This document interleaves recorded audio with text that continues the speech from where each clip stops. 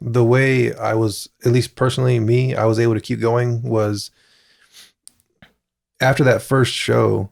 I don't know. I mean, I got so much love from that, and like other people seemed to really enjoy it so much that fueled keeping it going. And it went from how do I get on stage to how do I help other people get on stage. And honestly, that mindset's been like a huge blessing in keeping it going, because it's like you just get like all the love from that shit, you know, and you're like, I don't know. For me, it switched into like I really started just wanting to help other people get on stage more than myself, ironically, which is why it started, you know.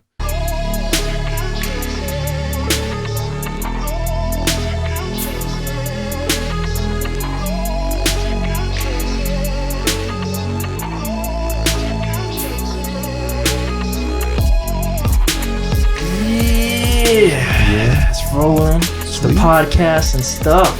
Boom. Ow. We just started. Shout out to the dearly departed. I ate a bunch of pizza, so I might have farted. Oh, but not yet. That's my bad. Because the best is next. Yeah, one day I'll get checks for these mics that we all wreck. But nice. That's where we. Oh, snaps, some poetry snaps. But yo. I don't know, when I get repeat guests, I don't ask this question, but it's like half a repeat, half not. So I'm gonna ask like, that's a full non-repeat in my book. So who am I here with today? Oh, Jimmy Evans. Yeah. Co-organizer of Imaginary Stereo with Steve here. Now you gotta drop your AKA, dude. Oh, AKA. Long tongue, all kick, 2020, baby. All kick, baby. Yeah. Bush Life 100, you hear me? Oh, that's right. In our heart, not of 99, hearts. 100. In our heart of hearts. I'll hold it back. I'll do like another depression that cast, title you're reading right now is it, wrong. You know? That title you're reading is wrong. Boom. And who else we have? Steve Homan, the other organizer of Imaginary Stereo, aka StatX. And when your powers combine, you form IS. Yeah, something like that. Yeah. Get blessed. Let's go. So we hear about the IS. So we'll talk about the IS. So I like to call it IS. I don't know if you guys call it IS, but like, no, I don't. Yeah. I mean, I type IS on a lot of stuff just because typing out Imaginary Stereo. When I talk to my beat crew, I'm always like IS. Yeah, like, I hear other people say it too. That's cool. Yeah, I've heard people say it. I can't ever do it because it always like is, and I don't know. It has to you gotta all caps it. I don't know. You gotta all caps it. Or I'll usually shorten it just imaginary, and that kind of captures it. But that's still pretty freaking long. But it is. I don't know who came with that name, but I should have shortened that shit. Who came up with that name? Jimmy did. Blame him for everything that isn't. That shit was popping off before I was around. Because now that we're in a Disney Plus app era, I was like the Imagineers, and you like I want to short it to Imaginary. I was like, man, you got some Disney stuff coming. So we'll see if we can work towards that. You know, get a Disney contract. Be famous enough to get sued. You know. Yeah. I guess that'd be a good problem to have. No, yeah. Before we get too deep, I'm gonna hijack the podcast. Do it. Oh. He lied. He said like he said you want to. He's like, yo, I'm taking this. I'm gonna take it over for just a minute. Hey man, because so I don't know if you guys are old enough to remember. People listening, swear we talk about Michael Jackson. No, that's pre-podcast talk. You. And maybe post. We had a President Bush, aka W, and he said a lot of dumb shit all the time, and people called it Bushisms. Right. So I don't want to compare his dumb shit to you, but I call you do some things that I call Booshisms. Oh, okay. Right? I thought you was gonna say you do some dumb ass shit. No. At first it was really confusing, but I feel like it just sort of catches on after a while. But you say things like Boosh. Yeah. Right. Which at first I was like, what's wrong with this? I don't know how to respond to that. What the fuck is Boosh? You know? Yeah. And it's funny as I don't use that word. I tried to, and maybe one day I'll force myself to do. I don't use it in real life. I use it in the text life a lot. So I'm never like, yo, Boosh or Boosh. It's not a verbal People thing. will call me Boosh, but I don't use the way I use it in text. I don't use it in life like that. Yeah, like Boosh just or like on comments and stuff like that. So you got Boosh. Yeah. What is Boosh? What does that? Where does that come from? I'm gonna make up a story for this because people hate the real story because it's not exciting. I can't wait to hear it. It's whack. It's whack because like that's what I'm saying. I need to make it up because one, I truly don't fully remember. Right, it's been lost in the shadows of every time another girl disappoints me. Like one of my memories dies. so the Boosh tear. I lost it, but it comes from the word woof. WOOFF, right, which was used in similar fashion, but we said woof a lot more. And this is like around 6th grade, you know. And Street Fighter was always a big part of my life, which I might have mentioned at some point. Have I mentioned it? Probably not to you, but like probably, to you. Yeah. Street Fighter. Yes, it was right next to the Holy Scriptures. It was the arcade cabinet, Street Fighter, and way too much of my life was spent on Street Fighter, but. Dalzim used to do like the flamethrower stuff, and we just made it sound like woof woof, and we just started saying woof, right, a lot, like woof woof. And I don't know when it becomes Boosh, right, but I remember NBA Street. There's a lot of my games tied to video games. That was probably one of my original passions before I even started with music, because I don't start music till 20s. So NBA Street Volume 2, I think it's a PS2 game. I made, I guess, who I really wanted to be, which was a 6'7" black man with a fro, right? Which was Dr. J, to be honest with you. Dr. J, man, I always wanted to just be on the court doing layups with a fro, you know? But I called him Booshman Staff, right?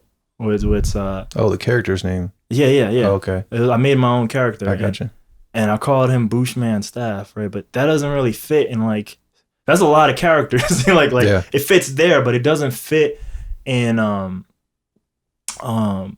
like shorter things, but Boosh does. So eventually that drops down to Boosh. Nice. And then later on, because I just wrote Booshman Staff because it sounded stupid, because I always like doing things that are not normal.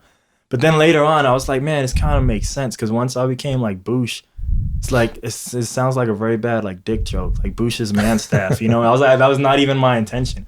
I was just like Boosh man and then staff, like that's it. Like it was just being dumb. But that got shortened down to Boosh, and yeah, this is not like exciting stuff. I'm sorry. No, you're good. I really just don't know. That's what I'm saying. I'm gonna make up a story. I'm gonna be like, thousands of years ago, I was walking, down the street, and there's bloods everywhere.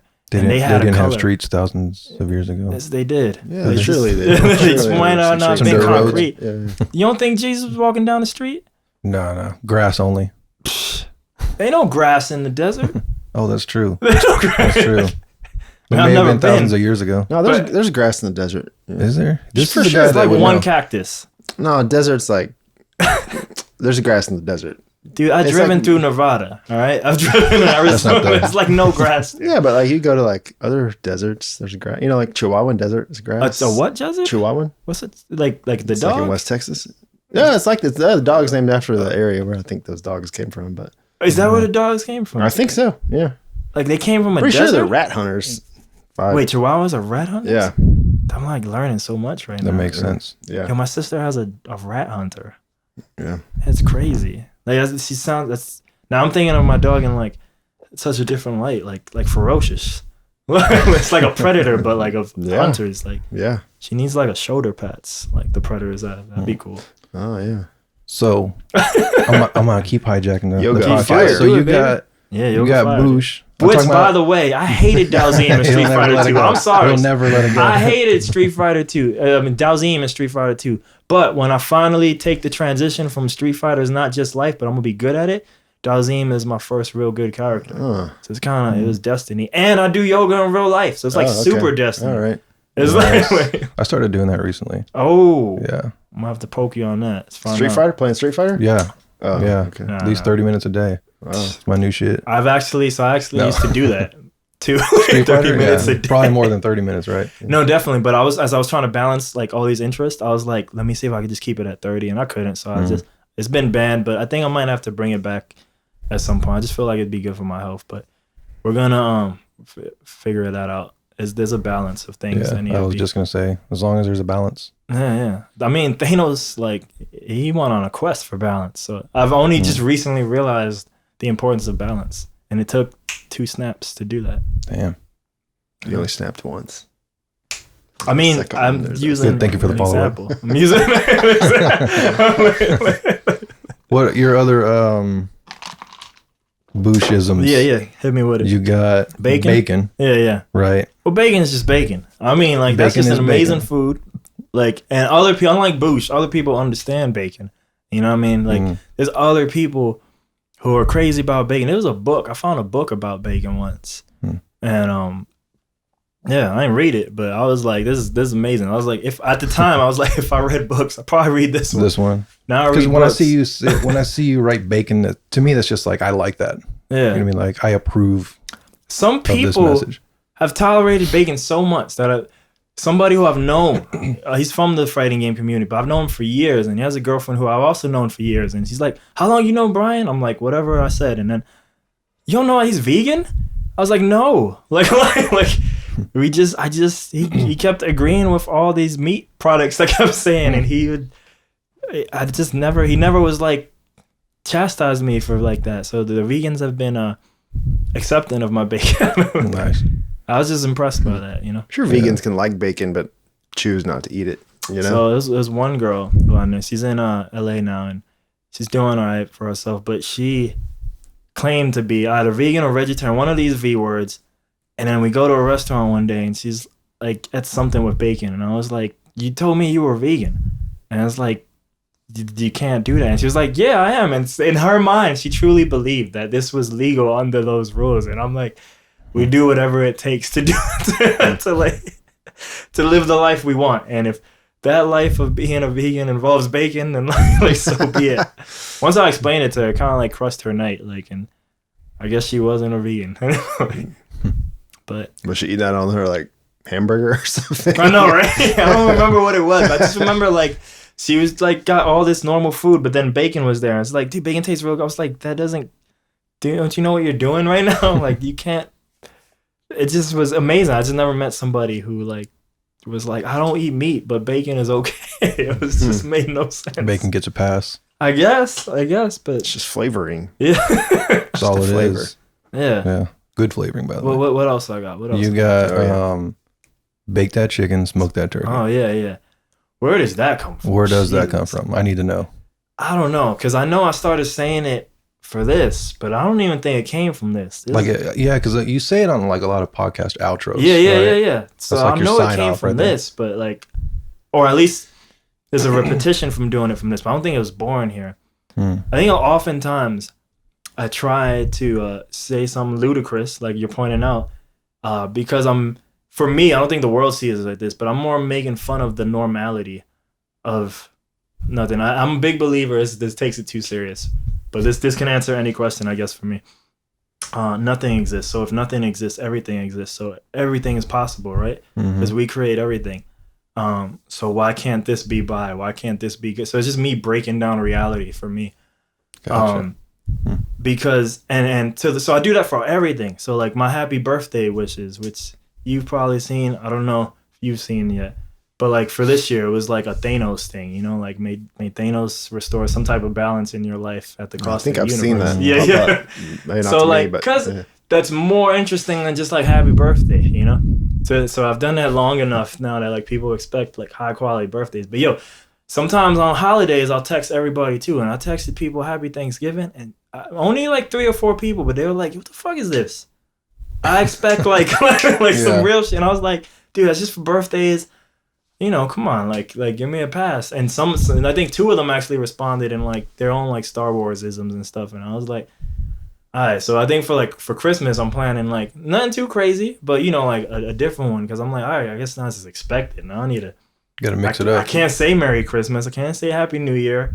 I gotta be like, I gotta do. Gotta be something different. Yeah, it always gotta be. But it's just like, this is gonna be tough. But well, in the spirit of Christmas, and your Booshisms, on behalf of Imaginary Stereo. Oh, you got an actual gift? Oh yeah. All I brought you was a stomach that I ate your pizza. That's your other gift.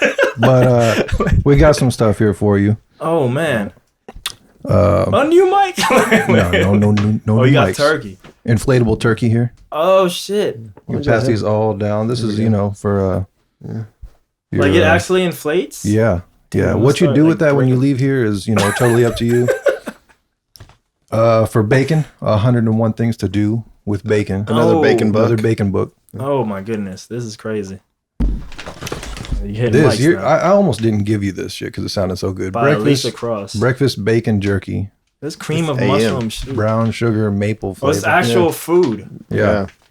This is wild. Look at this. This is what people care. And makes me cry. Last but not least, for baking your chicken, good shit chicken seasoning. That's what it's called? From Big Cock Ranch. Oh! So you know that's the good shit. That is some good shit right there. Damn. I don't even know what Big Cock Ranch look like. But, let me know how that tastes. Taste the sweet difference. Good shit is especially blended formula. Merry Christmas, man. Bake that chicken. Thank you. Smoke that turkey. Yes, it will be baked. It will be smoked. Man, this is some good shit. Damn, you can copyright Big Cock Ranch. The copyright's 2008. Is this expired? I don't know. Might need to look that up because you know. Division disparity rants. Nah, 1021. We good. We safe. Okay, we in there. Cool. We in there. They might be out of business by now, but that hasn't expired yet, so you're good. We in there. Look at this. Put these somewhat next to me. Yeah, anywhere up there is where. She's so happy with that turkey. I mean, and you will be too. Brown sugar. But yeah, man, just a little thank you for what you do for, you know, the community. You're always out there taking pictures, videos, doing podcasts. I feel sorry. If I take pictures, they ain't coming out though. But I've seen some, man. Good. Well, I hope that jerky doesn't fall on you. I think you're good. Nah, we safe. Yeah, the pictures. That's why I do video clips now. I'm like, cause I send them raw, cause I'm like trying to do too much, you know. Dude, I feel you. And like, you'll send me video, like. You'll send me shitloads of video from shows that you do sometimes. Yeah. And I've already spent... I stopped doing it because I'm like, well, he got it. You know? Well, it's not like that. Like, I feel bad because, like, I won't do anything with a lot of it because I've already... By the time I get to that, like, I've already spent so many hours, like, editing other videos. You have your own stuff, yeah. So I just stopped doing it. Like, because I'm like... I mean, you could still do it for you. Post whatever. Oh, man. Like, I'm trying to... I don't know. When it comes to Instagram, I'm in a weird place right now, man. Like, I did a podcast with Arturo Bars, right? Mm-hmm. And I know you won't know him, but with having in that podcast, I ended up talking about this girl, and we put a counter there. Like, it's real simple, no special graphics because it's me. But yeah, I put like a doorbell noise, you know, counter how many times I bring that up. So anyway, I saw this girl perform in November, like, and after that, and this ain't her fault or nothing, but after that, I just like, I don't know, man, I just didn't want to post as much anymore. I just didn't want to do the rhymes anymore. Like, now I still write rhymes daily. I just wasn't posting them anymore. So like, I don't know with all this stuff. Like, I'll still film, and I'll just mail them. Like, I'll give it to whoever. Because I seen Ellie a few times. Because I'm always at Swan Dive because I know Magnus. So like, I just happen to be there on some of the nights that she has a Thursday. I think it's the first. She has one of the Thursdays on Swan Dive, so I was there, and I was like, "Oh, you're here!" And so I gave her thing, and they had like a Levi Jeans guy. Like, I don't know, I don't remember his artist name. That was his like Instagram name. So he doesn't actually work for Levi Jeans, but it was they had a spokesman there. Like, he has a real name, not Levi Jeans. But yeah, so I'll still mail it to her, or like Lacey. I've mailed her a bunch of stuff, like if I'm at one of her shows, but like. Or Tomas, like, yeah, like I'll film like 15, 16 videos. Yeah, because if I know you or something, then I'll probably film too many videos. Yeah, so I film a bunch for him. And then I'm like, what you do with that? You know, like, it's there for you, you know? But, yeah, so I'll give it to people, but I just haven't been in the mood to even like post it. I don't know, man. I'm like trying to redefine like the me, not even like the social version of me, like just like the me, and like, so there's been a lot of it's been a year, man, for me mentally. So yeah, man, I feel like everyone could probably always say that, but for me, I feel like this was the first year where, like, as I get into meditation and journaling and all this stuff, I think I saw myself for maybe what I maybe was always there, and I was like, oh, I wasn't aware of what I was, and I was like, I don't like this. So we'd be taking a step back. I like the Booshisms, but I just mean like all the stuff maybe people don't see, and I was like, oh, this sucks, you know, like. So, I don't know. We'll see. We'll see if I keep posting or not, you know? Yeah, man, you got to be in, like, the right place mentally to want to do that, you know? Like, I don't know if it was, like, I wouldn't say like full on depression, but like I had a grandparent pass recently. Yeah, it was fucking depression. Not to like take the podcast there or anything, but like when something like that happens, whenever shit like that happens, like you don't necessarily want to like go out and like post shit, you know, like as if you're happy or, you know, it's hard to even be creative sometimes when you're in that mindset. So like when I would get messages from some of those rhymes too from some people, and they thought I was gonna kill myself or something. I'm like, maybe that might have been part of it too. And it's like the way I am, like no one will believe this, but it's like I remember growing up, and I just kind of made a deal with myself, like I can't kill myself. Like I was a kid, and this is stupid, but I wanted to kill myself because my mom wouldn't let me watch like King Kong like on TV, you know? Yeah. It was like one of the sequels or something. It's black and white too. That's how old it was. But I wanted to see it, and I'm like super young, you know.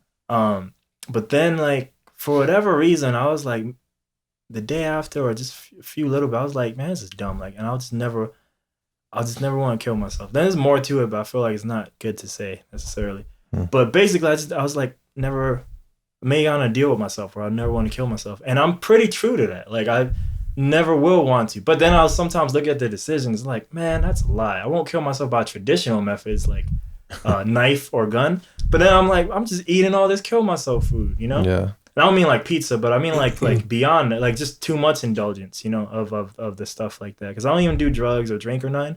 But it's like, in theory, all these other things that should be nice, like milkshakes. I will guarantee you, if milkshakes were at a bar, I'd probably be dead already. Because I love milkshakes. Just be drinking them back to back. Yeah, I would just be, because I've done that already, but I'm like, this is not good, you know? So sometimes I'm like, man, like there's other ways. There's the slow deaths. Apparently I need to revise that contract I did with myself. Like no slow deaths allowed either, you know? like of food, I mean, you know? Just all natural. Yeah. like all natural, healthy lose death. to AIDS. Yeah, like lose to AIDS, not other stuff like that.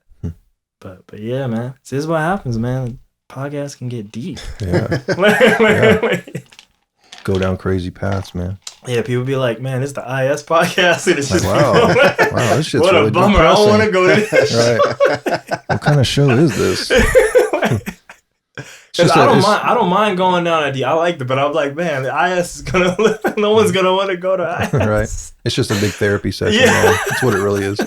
That's a producer. Kind of is, right? Session. I think art is for some people. I'm sure it is. Yeah, like art is a thing for them. I started making music again this year because I got depressed over someone, you know, like around September-ish, and that was kind of interesting to be back because I've maybe only completed a few songs, but like even now, like maybe this week I made like a beat-ish. It's not arranged or nothing, but like I'll just make stuff to make stuff. I feel like I still enjoy that process.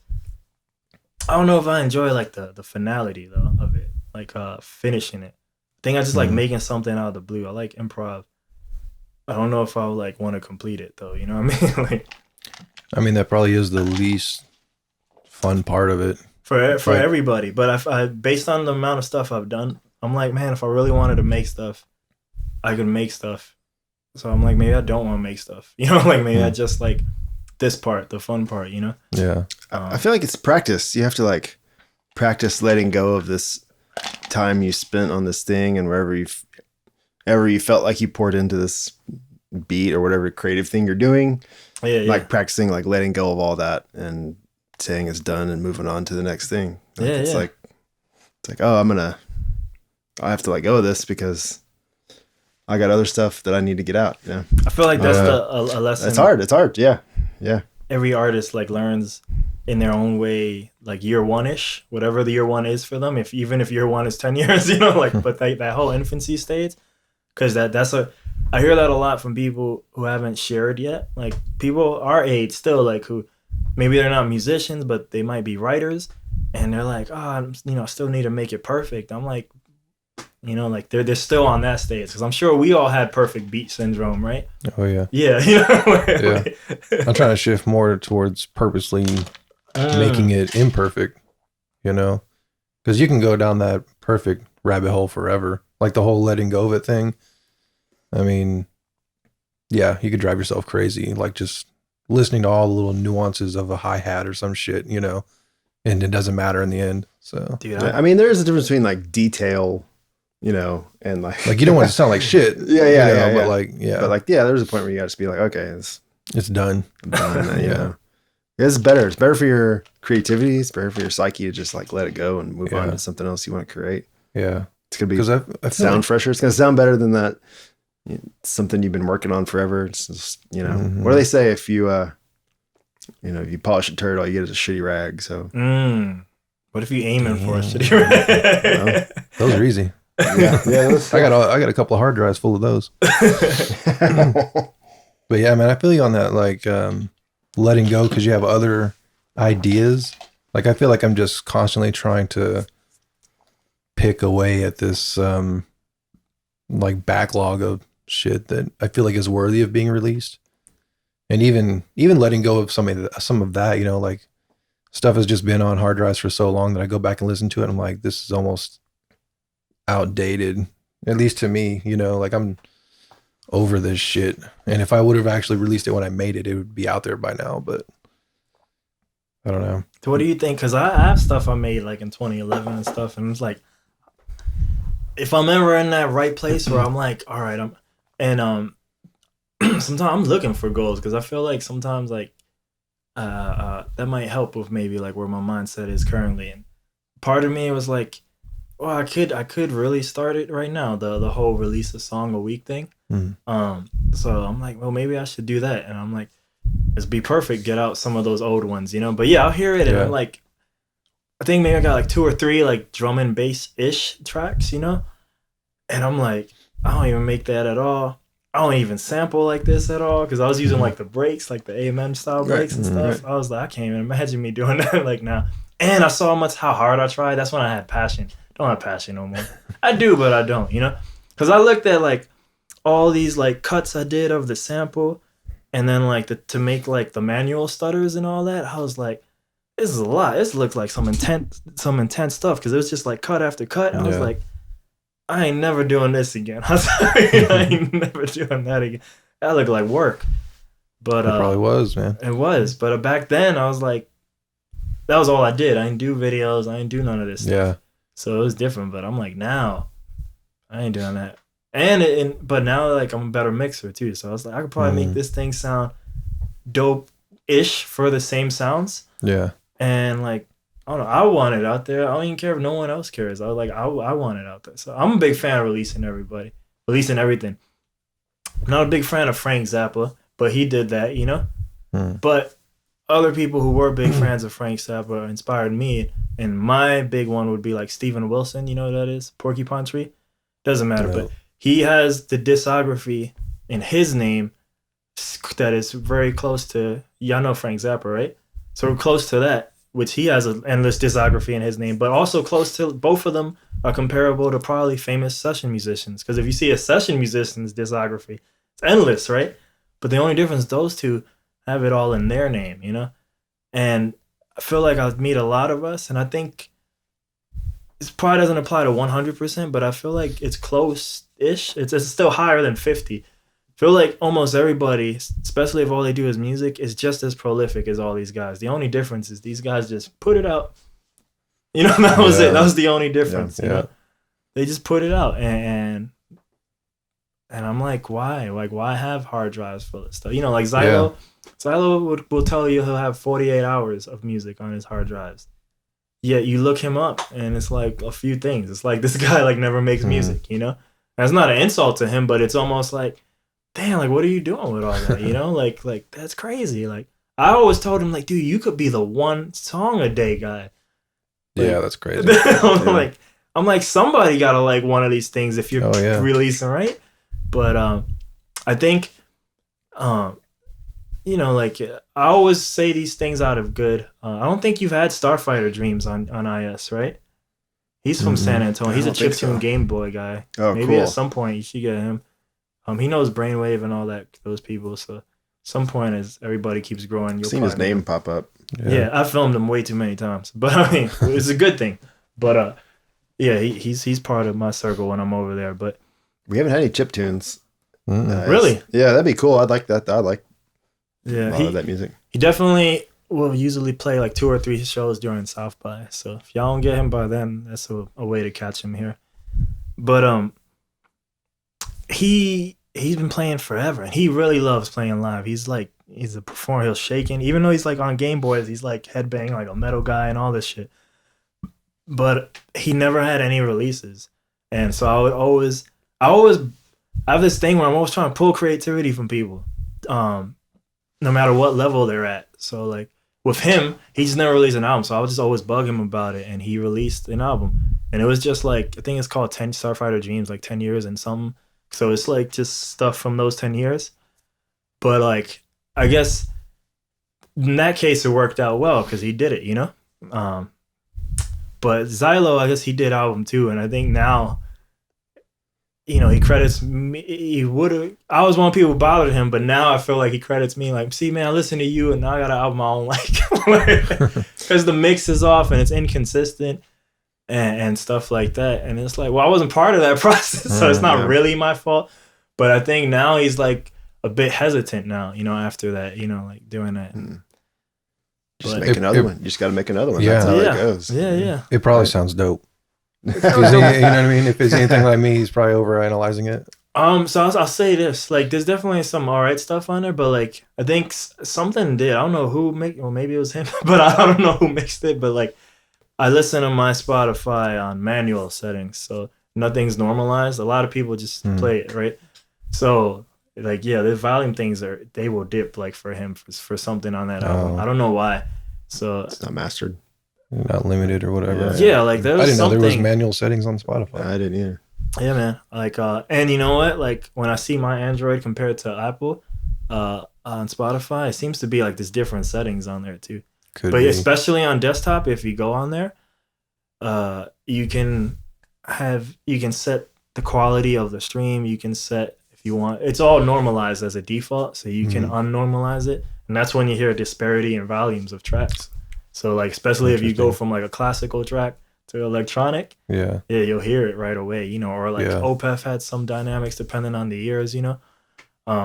So yeah, no, it's there. But I feel like all these streaming apps, they ain't trying to give you that bandwidth, so they'll technically a lot of times have some default garbage, like, and so you might want to check it and tweak it. Yeah, I should look into that more. If you use Spotify as a web browser, it can't even reach HQ. It's just as a web browser. Like if you just go like in a browser and use Spotify as a website, you gotta use the app. I got you. Yeah, to get maximum Spotify quality, you do need to use a app, whether it be desktop or Spotify ad right now. I'm just it's less that it's an ad. It's more like this is the gutter trash of companies. All right, you paying them money and they giving you caca, and it's like so now you have to hack the thing that you legally paid for. You know, like, why? Why am I paying you money just so I can have to figure out how to get the thing that I'm paying? I'm not stealing it. I'm doing the right thing. Yeah. And you guys are still fucking me. Why? Why? You know? This is not a Spotify. Yeah, it's not. Yeah. But Joe Budden got a Spotify podcast, so if you guys want to hook a brother up, I'm just saying, I'll take this shit off of iTunes real quick. Because that's what happened. You can't put it on both? No, it's on everywhere. Oh, okay. But the Joe Budden podcast is on Spotify only. And what they do is once a month for the iTunes one, they're like, all right, here's this ad. And it's like a minute or two. And he's just basically saying, if you want to hear the podcast, go on Spotify. Oh, man. Yeah. So Spotify's been sponsoring like podcasts. So like Joe Budden's popular. This one probably didn't get it. But I'm just saying, I'm ready to wear that green and black immediately. Just pay it, brother. You know, that's all I'm saying. So it is a Spotify. Yeah, I was right. The Spotify saved me. That's what it is. It's Spotify.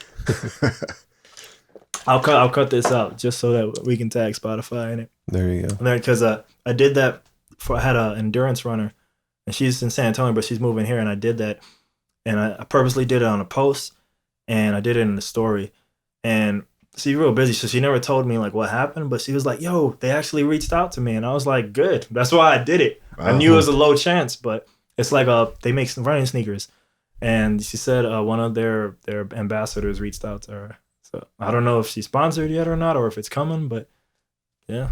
That's so cool, it might work. Cool. It might work. You know, like, yeah.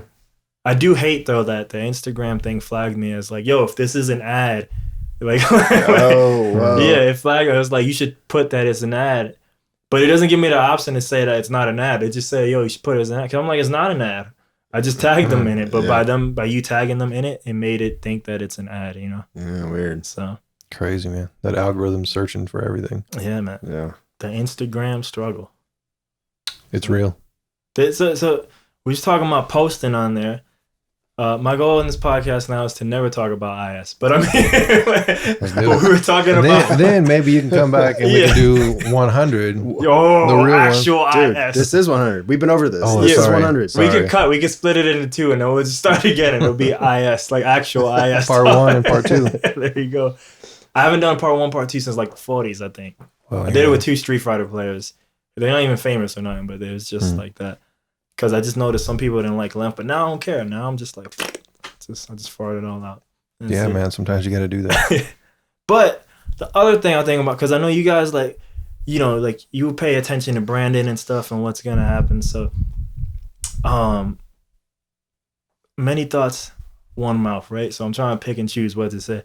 So like I know we're all on Instagram. Instagram is great. It helped me connect with people. Helped me connect with every girl who disappointed me. Also, that's another story. But I mean, like, but it helped me connect with a lot of people, and probably still keeps me connected with the music people. Yeah. But at the same time, you know, like we're trying to be on all these platforms. It's really tough, you know, and like we're fighting like this uphill battle, and it seems really tough. But like maybe if we lock down or just focus on the one that we think makes sense for us, I'm starting to think like that might be better, and like. You know, I don't think I would ever ban my Instagram or delete it. Yeah. But sometimes I'm like, maybe I should just step and like focus on the ones that are or focus on something that might be better. Which I think, for me, I would love to figure out the Twitch experiment, you know, and how that works for me. Because I noticed for all of them, I think for a large number of people, as once they open the gateway to non-games, I feel like Twitch is not social media, but I think for them it is. It technically is. It is social media. Yeah, I mean, you can have a conversation on there. Yeah. Like there's chats, so. Just chatting. Yes, there's the most popular category. The only non-game that's in top 10 is just chatting. But even if someone's streaming a game or whatever, you can chat on their stream.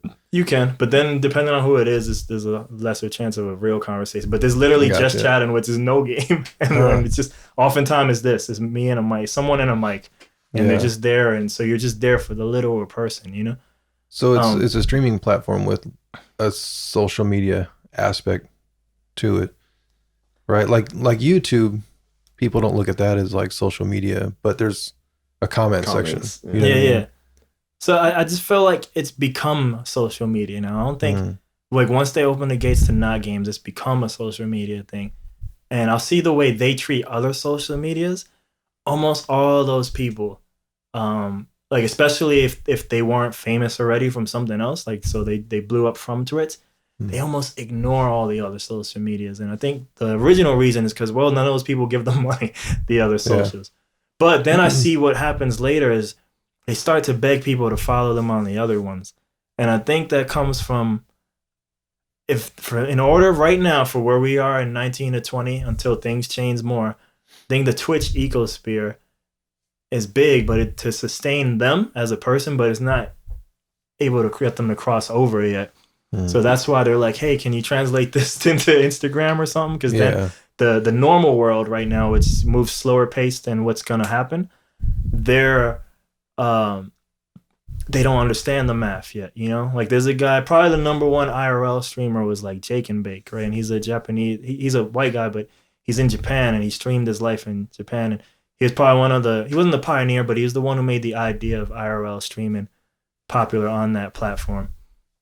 And I saw at a certain point, he was trying to build his Instagram too, because now he saw sponsorship was possible, but I think he needs these normal, more communicative social medias to show like, hey, I matter, you know?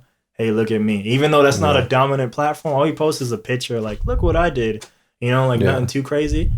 He doesn't take that serious the way the Twitch is, but I almost feel like they use the rest as translations to, you know, to communicate with the normal world that I am worthy, you know? Well, I think it's smart to be, I don't know. Some people don't give a shit about any of it. You know what I mean? So lucky. And sometimes I think I want to switch to that. So, but if you do and you're trying to grow some kind of audience, I think you need to try to be everywhere until you figure out which one of those places works best for you. Yeah. And then try to maybe hone in on that. So obviously, if you're like streaming games, Twitch is going to be it for you.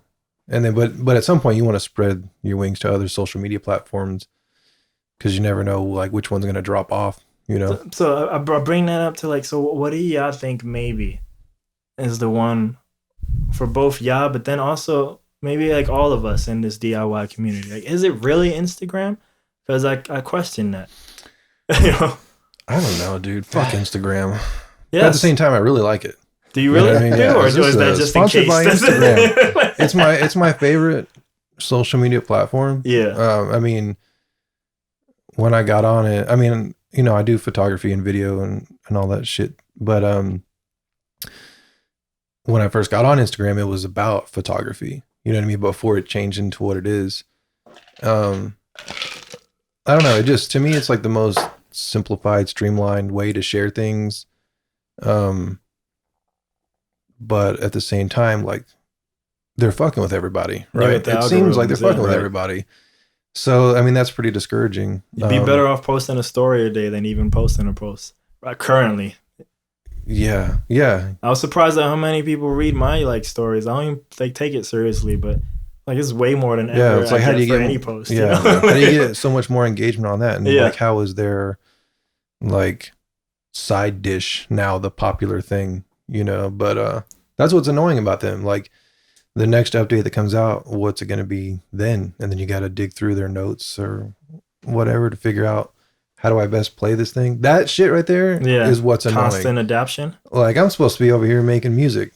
But that's the game, you know. That's the game, not just Instagram. That's the game. You learn more about it. You can learn more about something. Whatever you can explore more is going to get people to like spend more time on it. Yeah. They can increase their advertising revenue based on how much time people have it open or whatever, you know. Yeah. And see, that's it. That's exactly what you're saying. The words that just came out of your mouth, like if I didn't know you, I would think I'm sitting with a social media marketing expert. Not, you know what I'm saying? Like we all know so much about that shit now because you're trying to figure out when you used to just post and like naturally get engagement. At least for me, like I feel like I try to step up my content, you know, over the past couple of years or whatever. Like focusing on making better content and the engagement goes down. So it's like, well, what the fuck am I doing this for? You know, you got worse. The good thing is the content that, you know, you can put that anywhere. Like you can take those videos and pictures and put them on Today's Hot Twitter. Flavor. You can even put a lot of that on TikTok still. Yeah. I don't know if y'all on there. I started using TikTok because everybody was talking about it, you know? And that's another one that's like, well, how do you fucking figure this shit out? And what I mean by that is I can post something and get 2 views. I could post something the next day and get like 170. Dude. You know, and it's like, okay, what the fuck? The thing I posted that got 170 was like some bullshit, you know? Yeah, I posted bullshit about me talking about depression. And it would get like 100 or 200 views. One guy posted on one of them, like, I'm just commenting here just in case because it was on the front page of one tag or maybe that I used. I don't know. But I feel like a lot of the content we make, and I haven't even dived deep on TikTok because I just don't care right now. But I feel like we don't make the content that works on there. And they just haven't messed the algorithms up. So we are getting 100 or 200 views, but I don't think we make the content. I think it's more gimmicky, fun stuff right now. It is, but it's just like the Twitch thing. You know, you're talking about video games is where what it was based on, and now it's like kind of opening up to other things. It's personality stuff. I think TikTok seems to be doing the same thing. Like if you look at their search page, there's all kinds of categories of shit. So I feel like there's potential there. But I don't know. To me, it's like, I was just like, I don't know about this shit. It seems like there's a bunch of 12-year-olds on here and what the fuck am I doing, you know? and once again, why am I wasting my time on this instead of making, like, getting shit off this hard drive and on to wherever, Spotify, and releasing albums, you know? I don't know. That's the... I need answers, dude. So all right. So I do have an answer, and I don't think you're going to like it or agree with it. It's not for TikTok, but as I was talking to a friend, I was like, you know, like almost everything I've been into my whole entire life has blown up at some point or another. Even something simple like K-pop. That was the first music I listened to that wasn't hip hop. And that was in 1999 on VHS. I still have a bunch of VHSs with Korean music, like on it. So that's way before the mainstream gets to it now, where we're in a BTS world. Which I don't know if you know that group or not, but see, now you guys know what that is, Yeah. But yeah, I actually, because I do like Uber Lyft now, I took somebody home. He was Korean, and I noticed it from the language he talked. And I told him I I listened to it, and I was telling him the era I grew up in. He said stuff. Yeah, he said shit from like 20 years. Most of the people in the BTS world won't even know what we're talking about. But I bring that up because I really honestly don't remember what I was going to say. Okay, yeah. I feel like a lot of things I've been into. Same thing. Even something simple like Street Fighter, which is a terrible video game if we're talking about popularity. Red Bull has sponsored players from that now, you know what I mean? And it's an esport. It's the worst esport because if you want to make a living on it, you better be near perfect, but it's an esport. So technically, in theory, you can make a living off of it. So, I don't know. I was thinking the other day, and I was at Swan Dive. Because if I'm out, I was usually at Swan Dive, and I laughed because it's probably a Thursday night, and it's just usually their dead night oftentimes. And I was like, man, what are these venues are going to do, one of these days when all these musicians, maybe America's infrastructure gets 1% better in internet. And all these musicians realize it'd probably be more valuable for them to just stay home and play live in their room than to even come to any live venue like this. And granted, I'm speaking about, maybe more people at our level. I mean, once you're at a certain plateau, then it might be go sell some tickets. You know what I mean? Yeah. But there's only 2 Twitch streamers I've ever met in real life. And one is Raquel Lilly and the other is Hannah. And they're both musicians, and one played Empire here and one was at Amy's Ice Cream. She was in town for ACL. But in particular, Hannah is not the best example. She got me. That's how I found. She made a whole album on Twitch in 4 weeks. She just streamed herself 12-hour days just in her studio, just doing it. And I saw that it was around September, so I'm mad depressed. And I saw that. And it just reminded me how fun music was, again, because I was seeing her mess with all these analog synths. I was like, this is cool. And she would make cool stuff, and it made me want to make cool stuff again, But she's part of the Grimes family. So looking at her numbers, looks like she was famous before Twitch, so she has some very high, decent numbers because she's part of Grimes. But this other girl, Raquel Lilly, she's a singer-songwriter. And, she'll play live. She's played Dallas, California. She's played around all of America. But her primary thing is, she'll play on Twitch. Maybe average 200 to 400 viewers, whatever, at this point. And do covers, but also original music. And she's, built a fan base. And because she's performing on the internet, it can come from wherever, And she'll stream some live gigs, too. Not even, great like I was doing. Just whatever she has, whether it be the phone or whatever. Because once you have the following, now they just want the content, But yeah, she's built a following, just by hey, here I am, basically busking, but on the internet. Yeah. And there's more people. The potential revolving door is more there than it is at your local Swan Dive or whatever venue, For sure. So I almost was man, I almost feel like it'd be of better value to just have a consistent schedule on there than to even perform physically live, We should take Imaginary Stereo to the internet only. The problem, so stream for a while. I've thought of that. I've thought of you guys because I did that too for me, right? Yeah. And I was I think that was the mistake I did, right? So I was Boosh sessions, right? But I was emulating something too late, because I was emulating Boiler Room, and that's what I was after, Boiler Room may still be on Twitch also.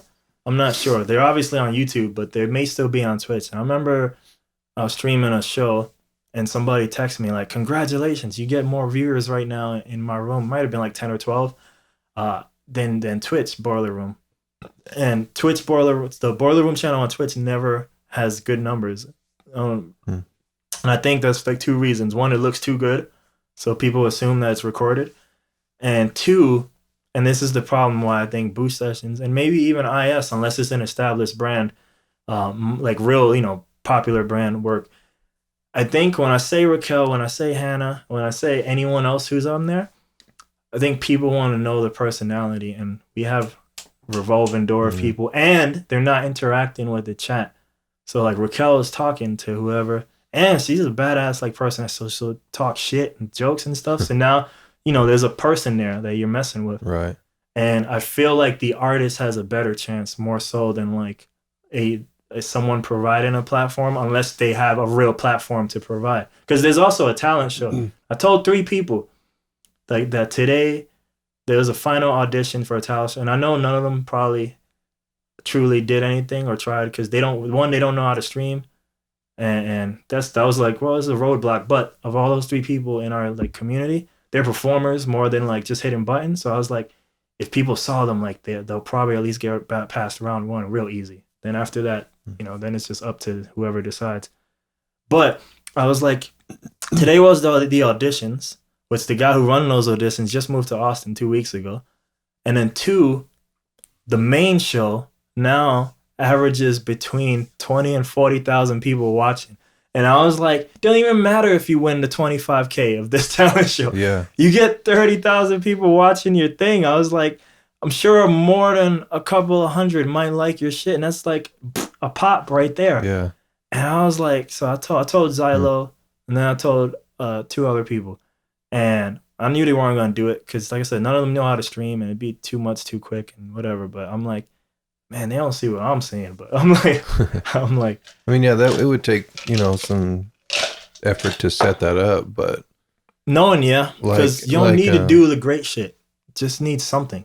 You just need to be able to just perform yourself on things. So you just need an audio input, and then the crappiest of webcams. The end.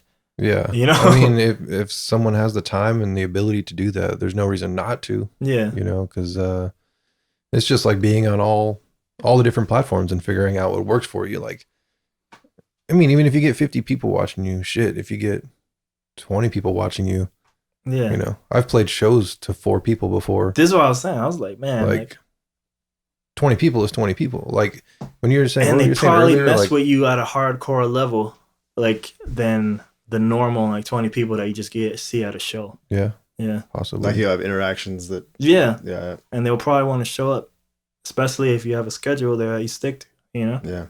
So. I guess I'm gonna start streaming on Twitch now. That's where I see music going, dude. I'm dead at. Well, not all of music, but like just in terms of the independent person who doesn't want a label at the start. That's where I see that going right now. So. I mean, shit, dude. Yeah, if you're not trying to like play in venues or go on a tour or anything like that, then seriously, like, why not?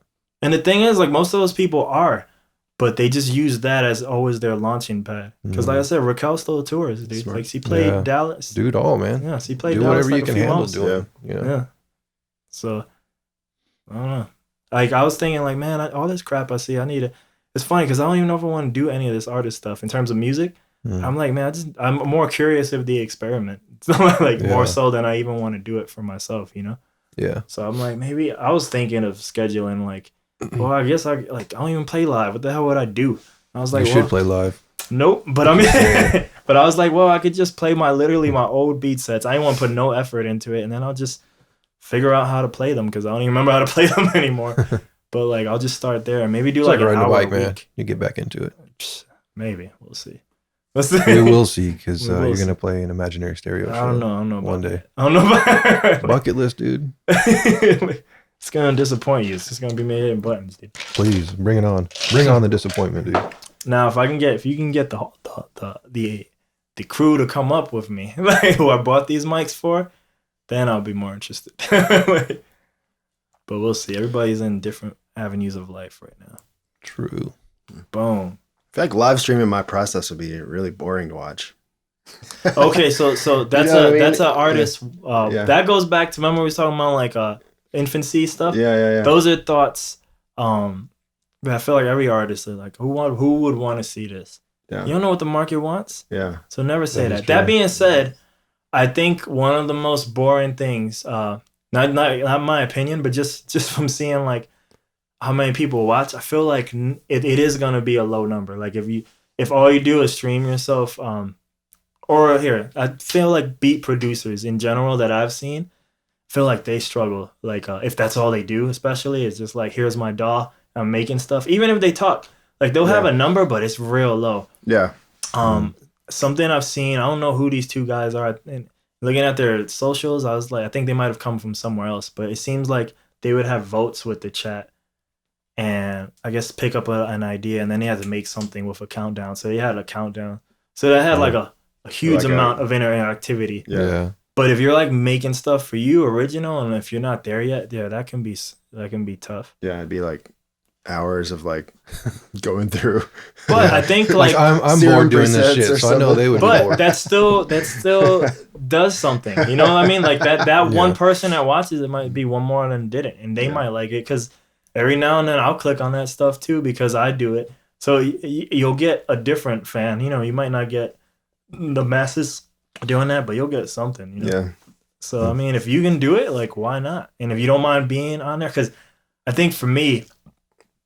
And who knows? Maybe I haven't done it recently, but like when I would stream myself making stuff, man, I got like I see the eyes watching me, even if nobody's there. I understand that. Same thing when I used to freestyle rhyme on Twitch. Like that's why I did it, just for the pressure. Yeah. But I was like, man, like, and it would make me think different. And the minute I hit stop, it was like I took weights off me, and then I could freestyle like a beast. So it was kind of like cool training. It was like just like tension training. You know, like when I've been recorded in studios, I feel like I can always feel the red light on in my brain. Yeah. I can always see the red button is on. So I can feel the tape rolling all the time. Yeah. It might be good just to like pressure. to get that out if that's something you want to overcome. Right. Yeah. But if it's an easy setup for you, like, and you don't mind doing it, I say like, why not? Like, because it might be one more. You know. I don't know if I would be consistent on times. It'd just be like random. It'd be like, oh. You could even do random, you know. But I mean, I think when it's random in the beginning, like if you don't have like a following, you know, I just don't promise anything. Yeah. Oh yeah, for sure. Yeah. There's a dude I like. I mean, in general, it would probably be boring anyway. There's a dude I like. His name's Agent Cooper, and I don't even think he has any music out or none, but he has a decent studio. You know, like so he must love music because it's like this looks like it all costs money. But all he does is kind of like loop jam, you know. But I mean, it just sounds real nice, so I'll put it up in background, but. He doesn't have a schedule or nothing. He even says that. So I just noticed, like, man, anytime I want, it's just 5 to 7 people. And that's it. Like, if even, sometimes it's be 2 to 3. And he's just doing it for himself. But I'm like, man, like, I bet you if he was consistent, not that he would blow up into nothing, but he'd probably have more than 5 people. Because it seems like everybody who comes in this room knows him, you know? Like I was the weird guy, you know? And like the few people here would like knew who he was, and it was like, all right. So I don't know. That's just where, like I said, that's just where I feel like I see us going right now, you know? Yeah. I think it'll always be a tool to use. I don't think live music will ever like go away. And I'm not saying it is. Yeah. I never say. I was just saying that for like as someone using it as a ship, because I think for once you're at this certain level where music is your career, then you know now ticket sales matter, and I think so. The live thing is still an experience. But I just meant for the lower levels, it might not even be worth the time to play unless you just want to get your feet wet or you're doing it for you or you want to get the nerves out. But in terms of like, oh, I want to make it, let me go play like 6th Street Forever. It might be a better use of your time just not playing it at all. You know what I mean? So I don't know.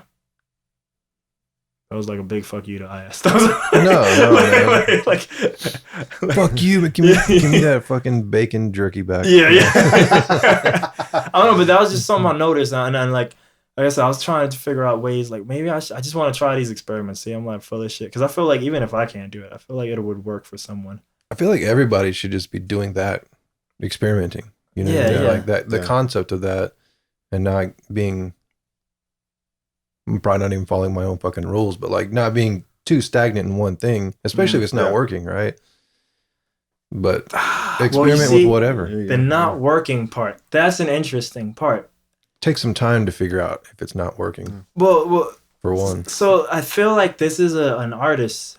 So and maybe I'm misunderstanding this all, but I got 2 friends. I mentioned one of them's working here, and they're like involved in a lot of entrepreneurial activities, you know, but like their goal is to have like, the goal is beyond this, but to keep it simple is like successful businesses, right? So if like, to keep it simple, goal is make money, keep throwing away the business until you find something that makes money. But I think So they had no attachment to what they were doing. They just kept trying stuff, and now they found something that makes money, and everybody's happy.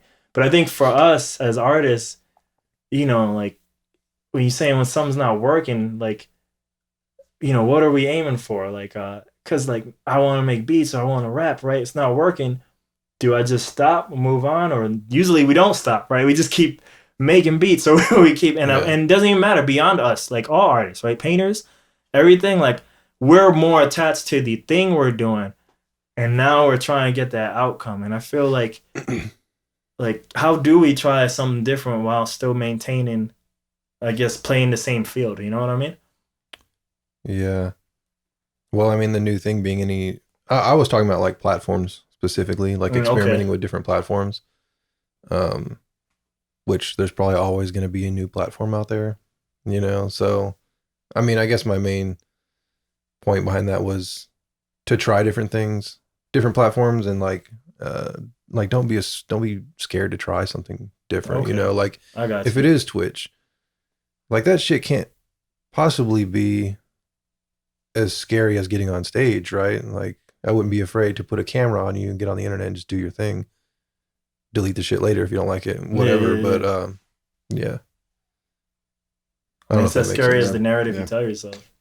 Because I think, I was probably scared both the first time I played live, but I had played live enough that at some point you become numbish to it, But I think when I started going on Twitch, even to play games, I was like scared on my mind, like, because just the idea of people watching you and stuff. Yeah. What, man, what was, can't remember the dude's name, but he has some little quote about fear when it comes to shit like that. And it's like, let's just take that Twitch streaming for the first time, that example. Like, well, if you're really worried about doing something or getting on stage for the first time, like, just imagine, like, what is the worst case possible scenario that would happen? Like, you get on Twitch and, like, everybody starts clowning you and shit, and you fucking log off. I don't know, but, or the same thing with getting on stage, go through in your mind, like, what's the worst possible thing that could go wrong? And the chance of that actually happening is very, very slim, right? Like, it never stopped me from doing it. I would just feel nervous. I mean, that's natural, it's human. Yeah. I think scary things, when you're at that 0 level, not so much if you're doing it in the music category, but if you're doing it in normal people categories, just be a lot of people typing like rowdy stuff, not even making fun of you, but trying to get you to say dumb shit, This is on Twitch? Yeah. Oh. Like trying to trick you into saying like the N-word or something dumb like that, Trying to get you canceled. Dude. Yeah, basically. Who gets tricked into doing that? Yeah. Because they'll say weird ways. They'll be like, I don't know, like, can you say something, and it's not spelled that way, but if you say like 2 words together, it'll sound that way. Got it. Yeah. So people got too much time on their hands, man. Dude, I mean, that's the internet, though, right? Like, true. In all aspects, regardless of that. It's a huge waste of time. But also not. Yeah, it depends how it's used. The sword is sharp in both directions, right? True. How do you think I order all that shit, man? Fucking internet. Good shit just don't grow in Texas. That's right. You think Big Cock Ranch is really a place? No, that's fucking internet. Damn, that makes me sad. Dude, you breaking my heart. I'm sorry. It might be real. I don't know. I expect to see it in one of the Disneylands one of these days. They're building Star Wars World, right? Or whatever. I mean, it's just open. I don't know. It's called something better than that. Yeah. But there's a Star Wars world or something. So, dude, that shit's fucking expensive to go there. Mm-hmm. We looked at going there one time. He just kept it a look. We just kind of gazed to the side like, oh shit. Like, but we got the app, right? We got the free Disney Plus for a year. Yeah, I got it free for a year too. Was it Verizon or something else? Verizon. Yeah. Shout out to Verizon. This is not all kinds of ads. All kinds of ads going on. That being said, yo, why? Shout out to Verizon, free Disney. Come on, America. All of American companies. Internet's trash, man. Step your game up, dude. Yo, you know what? Shout out to Asterisk and unlimited internet from all the providers. Because I love unlimited internet. The fact that Verizon has 3 categories of unlimited internet. What does that even mean? Seriously, yeah. 3 categories of unlimited internet. They're all unlimited. They're just throttled differently. Yeah. How is that legal? Like that's something like I would love to like make illegal. Like you cannot sell unlimited internet if it's not unlimited. Right. Like why is that allowed? Like Jesus, I guess I should start my own big cock rants. You should, dude. Where I grow cocks. Doesn't matter if it's true or not. Like shit. I mean, we live in a world of unlimited internet, right? True. You know, I don't know. Anyway, multiple unlimited internets. Yeah, multiple unlimited internets. Do you got Google Fiber here? No. Really? No. Are you too out of Austin? No, like it's supposed to be coming here, I believe. Really? Yeah. Damn. I just don't know when. You'll switch ASAP though. It's nice. I will, dude. Unless, I don't have it, but it's nice. And you do videos too? You don't even do long ones. But like, dude, the long ones move like this. This is great. Yeah. Damn, I can't think of the name of fucking Elon Musk. He's supposed to be coming out with I think it's called Starlink or something like that. It's Earthlink. Earthlink, Starlink, Marslink. But isn't that the brain thing though? No, that's something else. Neuralink? This is that's the brain thing. But he's I don't know, some kind of internet via like Musk is doing internet? Really? Yeah, there's like a shitload of little satellites that all talk to each other, so you can get high-speed internet anywhere. Like in the middle of nowhere, you'll have high-speed internet. That's the idea anyway, I think.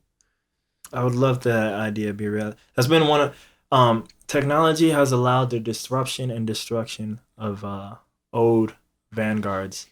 But there have been some that still stand the test of time, like oil. And the irony of all this stuff, right? Silicon Valley being built on the internet that is still owned by all these old companies. Mm-hmm. So if they could break free through that, I feel like the world would change dramatically. Yeah. Where it's like, all right, we don't need you. Bye, Verizon. And you watch real quick how that unlimited just magically becomes will unlimited. Actually be unlimited. Yeah. I can't wait till they die. Fuck you, Verizon, dude. I really can't wait till someone disrupt your fucking game. Dude. They're actually the best I've had though. I haven't had AT&T, but I've had other ones. But yo, if your best is trash, like imagine worse than that though. No, I have. I've been on T-Mobile and Friends and all these other people. like, garbage. Who you got, Jimmy? T-Mobile. Yeah, fuck, dude, I'm sorry. I'll tell you this though. It's fine in town. If I get out of town, that sucks. No, well, you see, I think as a normal user, it's fun. Once I started in the streaming, I switched to Verizon because I would stream off my phone and stuff. But T-Mobile is the best at charging you what they say they're gonna charge you. So that's pretty cool because they say they're gonna charge you it, and they charge you it, and it's not no mystery. It's not like a mystery box where it's like, well, Verizon gonna charge me this month, you know? That I have to play because they have all their asterisk fees and shit. Mm-hmm. And, you know, T-Mobile has those asterisk fees too, but somehow they're locked in. I don't know. Is it magic or is it just less deceitfulness? You know, like that's they just round up, dude. Yeah, is that it? That must be it. I'm like, but yeah. So like, I give T-Mobile that shout out. They just none of them just have the infrastructure, and I feel like part of that's America's fault. I feel like we just don't want it. I don't mean the people. But like whoever is in these deciding chairs, they just don't want it. You've probably heard me talk about the backpack for Twitch. Yeah. I remember though that thing has evolved so much. My knowledge is outdated of that. But I remember all these people around the world were using it. You know, getting their internet, and there was one couple in Korea who used to stream using whatever their internet's called. But they would do 1080p from their phone, right? 60 frames per second. And they're the only people, and I'm not sure why. Somebody here who also knows a lot about the world. He lives in Georgetown, but he tends to come from a place of hate. So I didn't know if his story's true or if he's just like shitting on him. But either way, that couple switched to the backpack too. And I'm like, man, you guys, everybody got a boost in the backpack because everybody's around the world. But they were in Korea, and I'm like, why would they? I never understood why they switched to the backpack. Because I'm like, well, now you're in 720, like, which is still cool. But I'm like, you guys were putting up like something that no one else could do, you know? And I was like, I don't know what they be doing with the internet in Korea, man, but like it's possible. And I don't know if it's just because it's a smaller land and we're wider, but I think that's bullshit. I think if we really wanted it, like we could have that internet and more. I just feel like it's just not at the top of our list for whatever reason. No, they're like living in our future over there as far as that shit goes. And it's crazy because like that's where everything is. Why wouldn't we go for that too? That's what I don't know. Look man. at this It's whole like you just conversation gotta we had, right? use Twitch them. and blah, blah, blah. It's all internet about, based. It's all about like throttling shit and milking it. And, It's all about keeping what I mean? people from doing it and then just charging money to do the same thing we were doing already. I'm like, but how is that going to help us, like, defeat the world or whatever? Like, dude, like, this is the whole world we're playing at. All the internet did was put everybody on an even playing field. And by hurting us, you're just putting us at a lower playing field than the rest of the world. Yeah. It's like, what are you doing? Like, what are you doing? Yeah, I don't know. You would think it would be, I don't want to say like the best USA #1 and all that kind of shit, but at least on par. Yeah. With other countries that are just have dope internet or whatever. I think if you check our list, we're probably like in 15 or something crazy like that. Yeah. That is crazy. That is. Like, I'm just saying, like, for all the money we spent on stuff, like. I'll take third place, I'm cool with third. I don't even need to be. I don't care what place we're in. I'd say just not be trash place. Right. Yeah. Because I don't even care about the place of 15th as much as like this internet is kind of trash. Like if there's a bunch of people around the world doing like one of the reasons it took me forever to get into Twitch is because where I live, just like you don't have Google Fiber, where I used to live in San Antonio, just didn't provide internet that was capable of streaming. Yeah, and like that's insane. I was like, that was the good old days of Twitch and good old days in that like. You might have had a real shot. It's only video games, but you might have had a real shot because it was limited amount of people doing it. Gotcha. And it's like, man, like if I could have started back then, like who knows? Like I might be just gaming all the time. Yeah. That's the advantage of jumping on a new platform when something comes out and trying it, like TikTok. I couldn't even do it because I lived in San Antonio. At that point, you almost had to live on the coast. You got to be in Cali or New York at that point that I'm talking about. Yeah. Like the older you go, the more it's like, if you're a streamer, you're probably in New York or Cali, Now, for whatever reason, more people from Twitch are moving to Austin. So it's not just Facebook employees. But from what I hear, I think one of the reasons is Google Fiber because their internet is ridiculous. It's a shame that Google Fiber is only in like, 5, 6, 7 cities in America. Yeah. And people were moving here for that. And I think then the tax thing too. So that way when they earn their money, they can keep as much of it as they can. So, IS. What is that? Yeah. What? We want everywhere, dude. We want everywhere on this one. So I don't know much of the IS talk we're going to get. But you got to at least tell me where that name came from. Fucking Jimmy made it up, dude. It's not even true. I just agreed to play the first one. Yeah. I somewhere hopefully still have the list somewhere, but I just had names written down. And Imaginary Stereo wasn't even on the top of that list. It was just whatever, in the middle of that list. And so I had a list of maybe, I don't know, 5 to 7 names, and then I started narrowing them down from there. That's actually a narrowed down list. And then I went from that list of 5 to 7 names and started looking online for, does any of this shit exist anywhere? And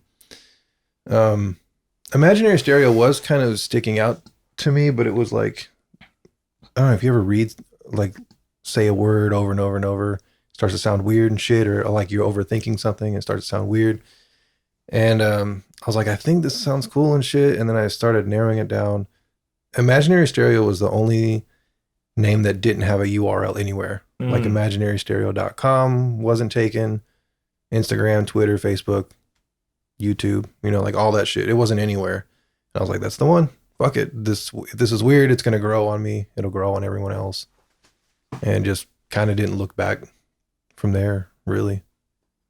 And it was also, I had this mindset, I guess, just from previous experience of like, I'm not going to put too much effort into this. I'm not going to overthink this shit.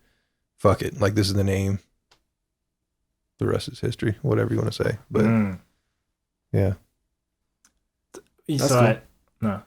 I hear compliments on it. People are always like, "Oh, measures here." Yeah, I mean, it makes perfect fucking sense now. Like, I wouldn't change it for the world. Proven. Now it's proven. But yeah, I'll say this: like, I think that this has less to do with the name and more with y'all. Like, I mentioned some people before off mic, but like, even some people who haven't been to the events, they always say they've heard good things and they want to go or they want to perform. So I feel like the name is has a lot of the name, like you guys, I mean, not just the name, have actual like goodwill out there, you know? So that's cool. It's kind of at the that's cool foundation of it, really. You know what I mean? So that's the name thing. I know I've talked to you about it, but let's see what we get now that both of you out here. How does it even start? Ooh. How does it start? Yeah, just like imagine like doing this. Like, hey, we're gonna put on shows. We're gonna do a monthly thing. You know. I think it was always kind of monthly. It was kind of Steve's kind of plan the whole time, and like who thought of it? Like yeah, I don't know when I started doing stuff. It was a little over a year ago, right? No, it was about a year ago. I feel like the first couple I did were at Dozen Street last year about this time. Yeah, I mean, you were on the first lineup. Yeah, I was on the first lineup, but wasn't like helping do anything else. True, I roped you into that shit. Yeah. But, so you started it on your own then, I guess? So the origins of it, I don't know which album it was. I think it was Minimal. I was getting it mastered. I had never played a show before, right? Actually, I'm sorry. I had played one show, my first show, and then I was talking to my mastering engineer. We're listening back and shit to the album, and I might be fucking this up, actually. I don't think I had played a show yet. He was like, I was telling him, I want to play this live. I've been like obsessing over playing live, and I got to figure out how to take this music and figure out how to actually perform the shit live with the controller or whatever, and then get up on stage somewhere. And he, I was trying to figure out like, how do I do that? Where do I go? I don't know anyone. I didn't know anybody in the fucking scene, and except for him, I guess. and he actually came up. This guy's name is Pete Johnson, Woodford Mastering. Shout out Pete. What Big up, Pete Johnson? Big up Pete. Yeah. Well, he's way cooler than Pete Townsend will ever be. But yeah, he works at ACC, actually, music department. It was like a light bulb went off. He goes, "Why don't you just do your own show?" And I was like, "Oh fuck!" I was like racking my brain over how to do this in every way possible, except for the most obvious. You know what I mean? Because I don't know. Before that, man, my thought was always like, I need to like meet people and try to get on a show. Like starting a show, running a show, doing all that shit was just never entered my mind. So that's where that came from and shit.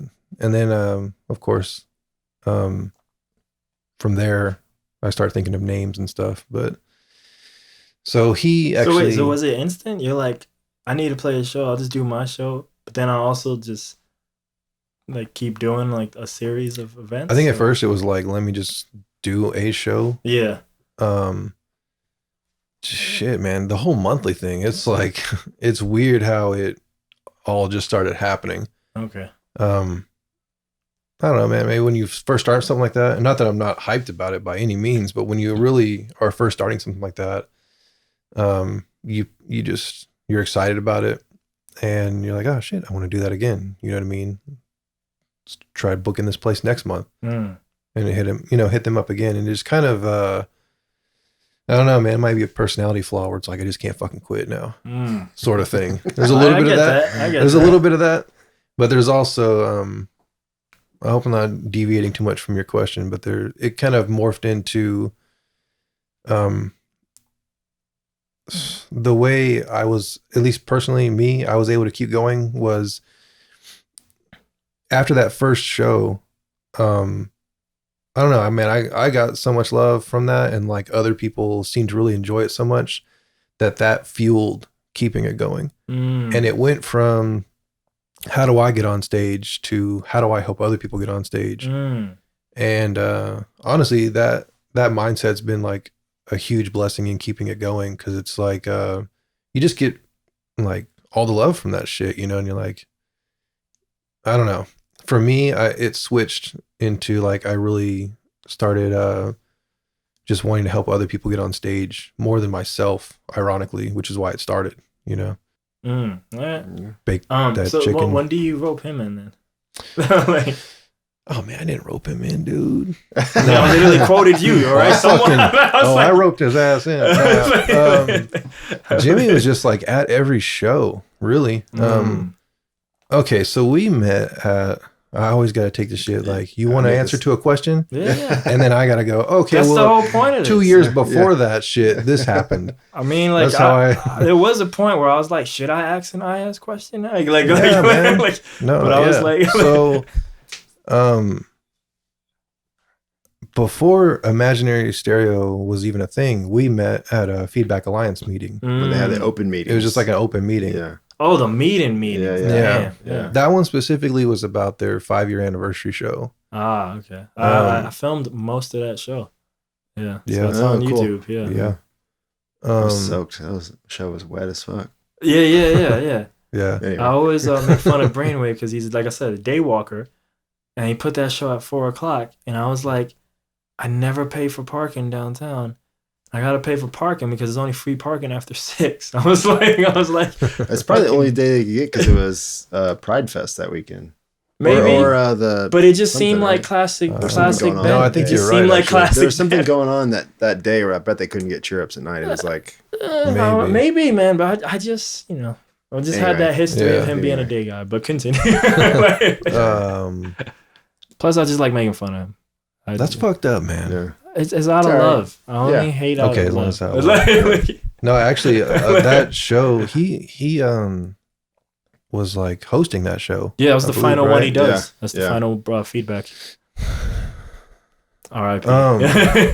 No, like I think that might have been the first time I saw him host a show. You said some shit to me. We're fucking going way off from the question and shit, but it's all good, man. Yeah, I was just like, wow, man, this dude's like, the way he was like, I don't know, it's like the way he was projecting his voice, the way he hosted it. I was just like, damn, he's got that shit on lock. You know what I mean? Like, I want to be able to host like that.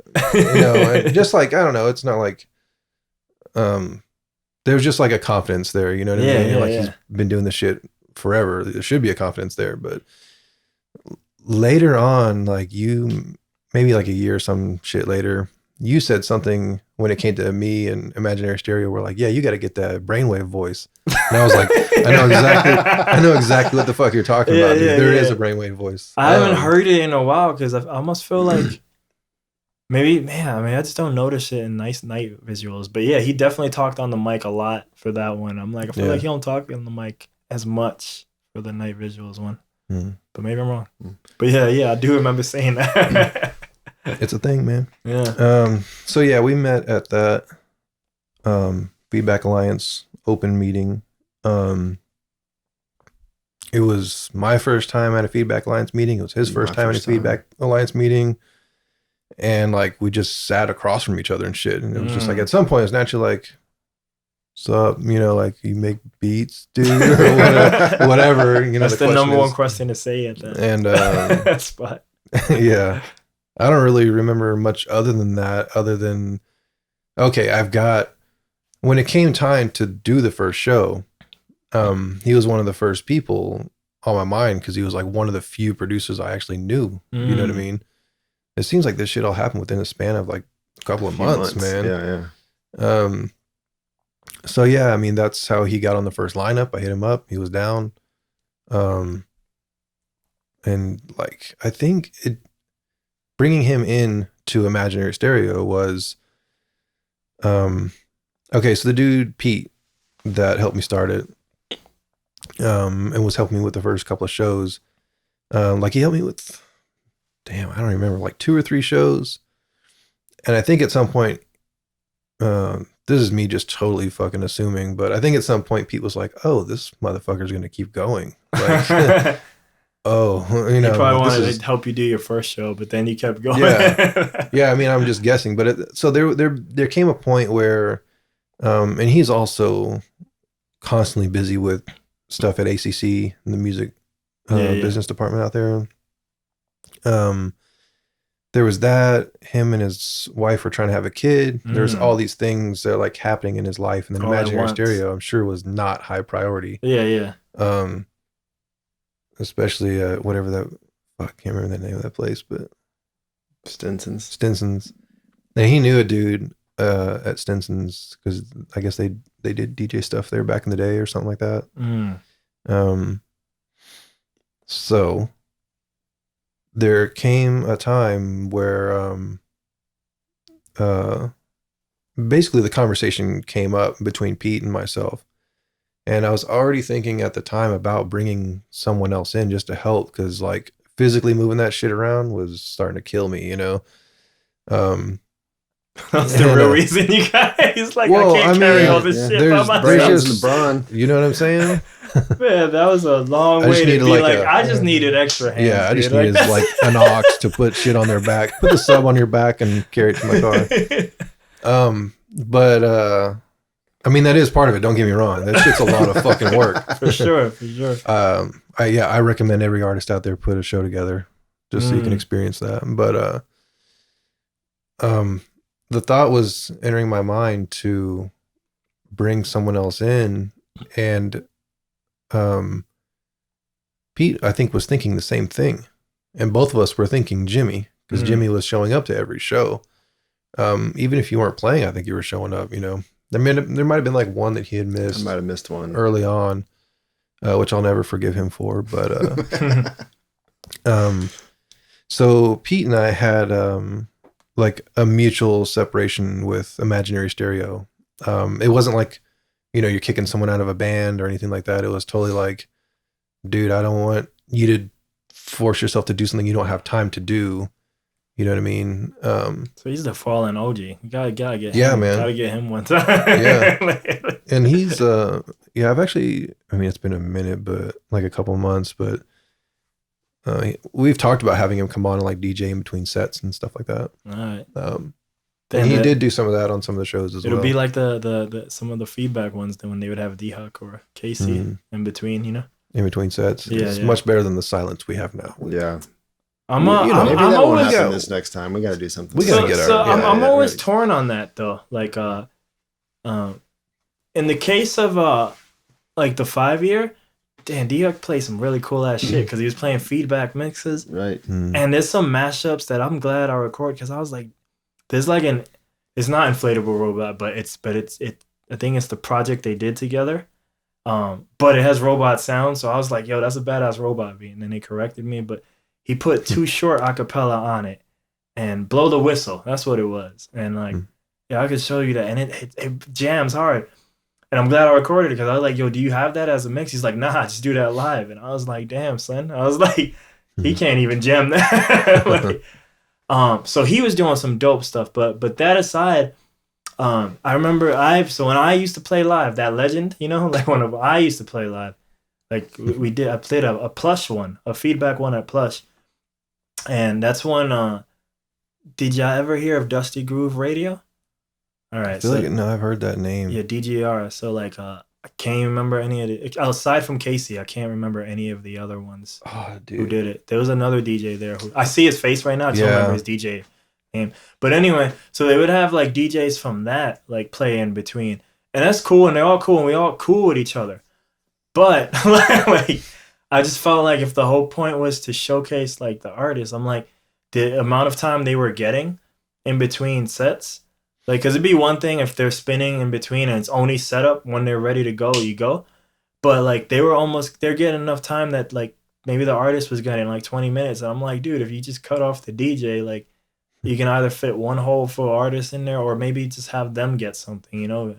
So I just felt like sometimes the in-between DJs, if they had too much time, they were almost an artist unto itself versus it could be used there. So, but I mean, y'all got to do what y'all got to do because it's y'all project. But I just always felt like, man, it took away because, like I'm there to see this and now these people getting time. Like, well, it depends on the venue too. Really, it's only a problem if the venue doesn't have house music or if they're not like in theory, on top of it, you know. And again, like I want to emulate Boiler Room. So maybe it's me coming and then the San Antonio days, man, when we were like hustling and doing like crazy shit. So we were just in control of everything. I was always a fan of the AB. Like, so that other guy is set up and ready to go right then and there. Yeah. Perfect world, you can just do a flawless transition. The way DJs do, it can be harder with us because we're all doing our crazy shit. But essentially, if we're plugging in, you have a mixer, so it can be done. Yeah. But in theory, you just have a bigger ass table. Like, I don't know, maybe a second table. Yeah. But a bigger ass table would be nice, you know? Yeah. And that way they can just set up there on that, you know? Yeah. Again, depends on the venue. You know, like every venue's different. Yeah. Space isn't always there. Yeah. But I mean, I was always a big fan of that, but I rarely ever see it done. There's always house music, like you say, or something. They do that at Firecrest. I feel like that happens at Firecrest. The AB, especially when I was doing it, you know. It's like there, it's like, all right. I love that. That's true. Shit. That's probably why they did it. Like, but now that I'm not there, like, I don't think you'll see that again. You know, like, sometimes I kind of like the silence. I know it sounds weird, you know. I think maybe some low music would be good, but it's always good to like. People can like they can talk again or something, you know. That's cool to too. have like a breather. Yeah, it's like that makes it like more social. You know, if you're just there like with. But the cool thing about the silence too is that like the artist goes when they go too. They don't have to wait. Let the DJ have fun because the DJ is almost an artist themselves too. Right. So like also gives people a chance to talk in between. Yeah, true. You know, but I mean, you can stop the music anyway.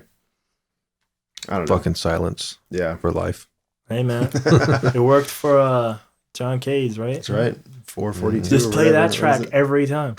Every time. Just play that track every time an artist is done. And now John Cage. Like you should just say that. That'll be your phrase or something. I don't know. But you were telling a story and then I probably cut you off because that's what I do. Yeah, you probably did. You ever seen performances of that John Cage song? Yeah, it's ridiculous. It's a thing. I have no fucking idea what you guys are talking about. 444 is a song that's 4 minutes and 44 seconds of rest. Yeah. Of rest? Yeah. So silence. Yeah.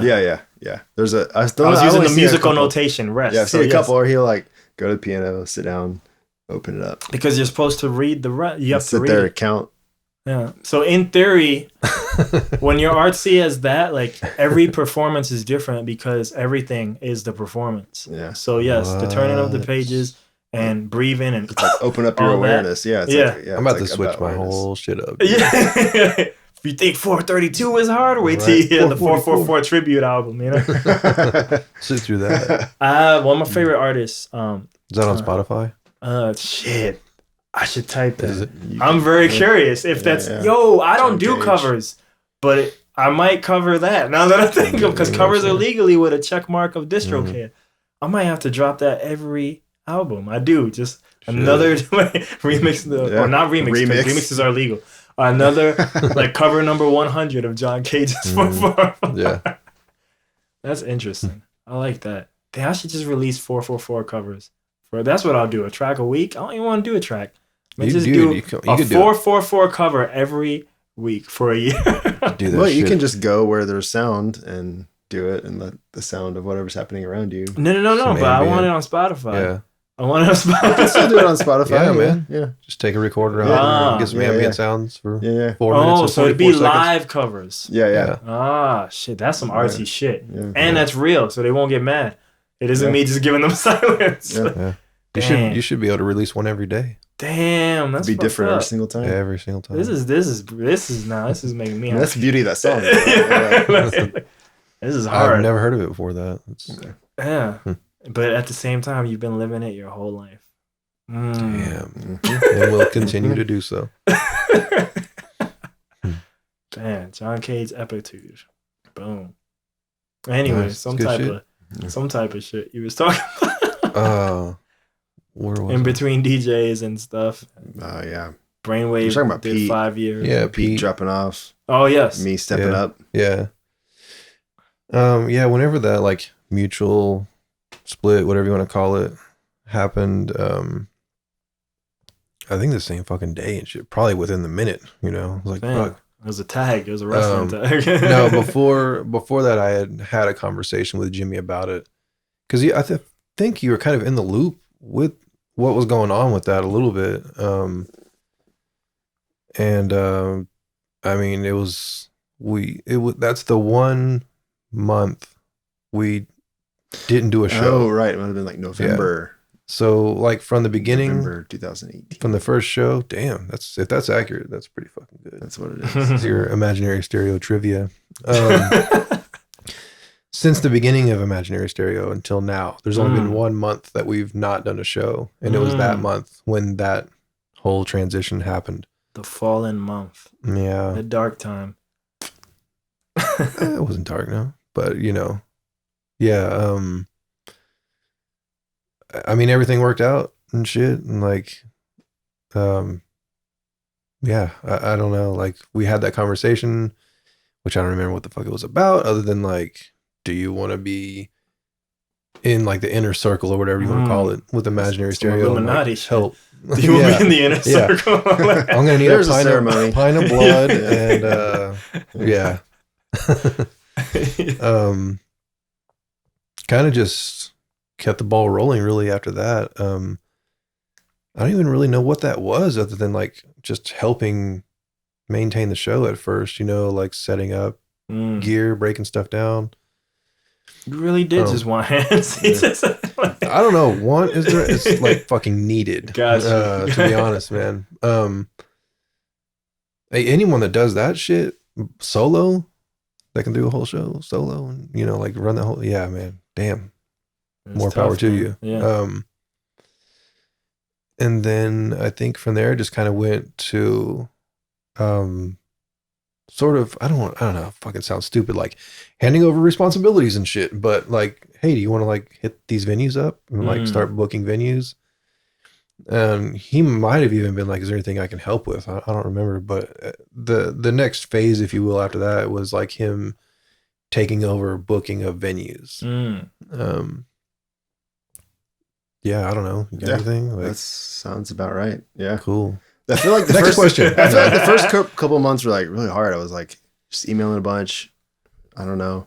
Trying to get, like, yeah, we only had a couple of shows and so no one had definitely heard of it. You know, it's some venues, I think, like saying electronic music, some people are like, oh, what is that about? I don't know. DJs? Yeah, DJs, you know, because that's not really what we do. Yeah. Yeah. It takes, I guess, a little bit of trust, or maybe venues that don't give a shit. I don't know. Like, you just kind of got to come in and do your best, you know what I mean, to like build trust with the venue. Yeah. And when it comes to that, like venues specifically, I always had this idea of purposely jumping around to different venues, almost doing like taking the show on a tour around Austin, like never being in the same spot. And part of that is just to see different places and shit, you know. I mean, we're talking about like coffee shops or whatever, you know. But I mean, to perform in different places and get the experience of the differences between different venues, and at the same time trying to find a home, you know what I mean? Like, we're experimenting where it works the best, right? Know, what works the best for our show? What's the right vibe? And then gaining experience while doing that, you know, at the same time.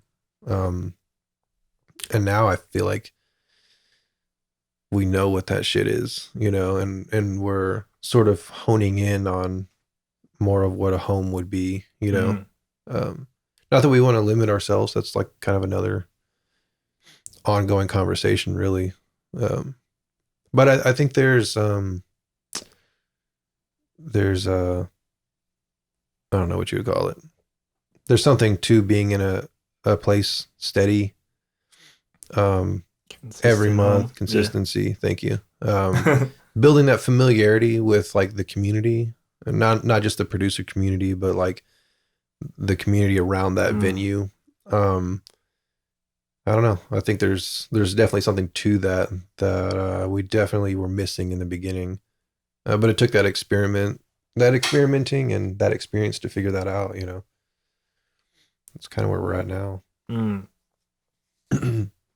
Think from your perspective, what made you even say yes and want to do it and want to get involved? I mean, I feel like I came from the similar spot. You know, I'd gone to that Feedback Alliance meeting. You know, I don't even know how I got connected with them. I think a guy I worked with is like, oh, you make electronic music, you should check out this thing called Feedback Alliance. And I was like, oh, okay. And went on there. I think you told me like hashtag, right? Like on Instagram. Yeah, I found them on Instagram. I just found that. I was trying to get on feedback shows and shit at the beginning. Yeah. But yeah, that's a whole other fucking story.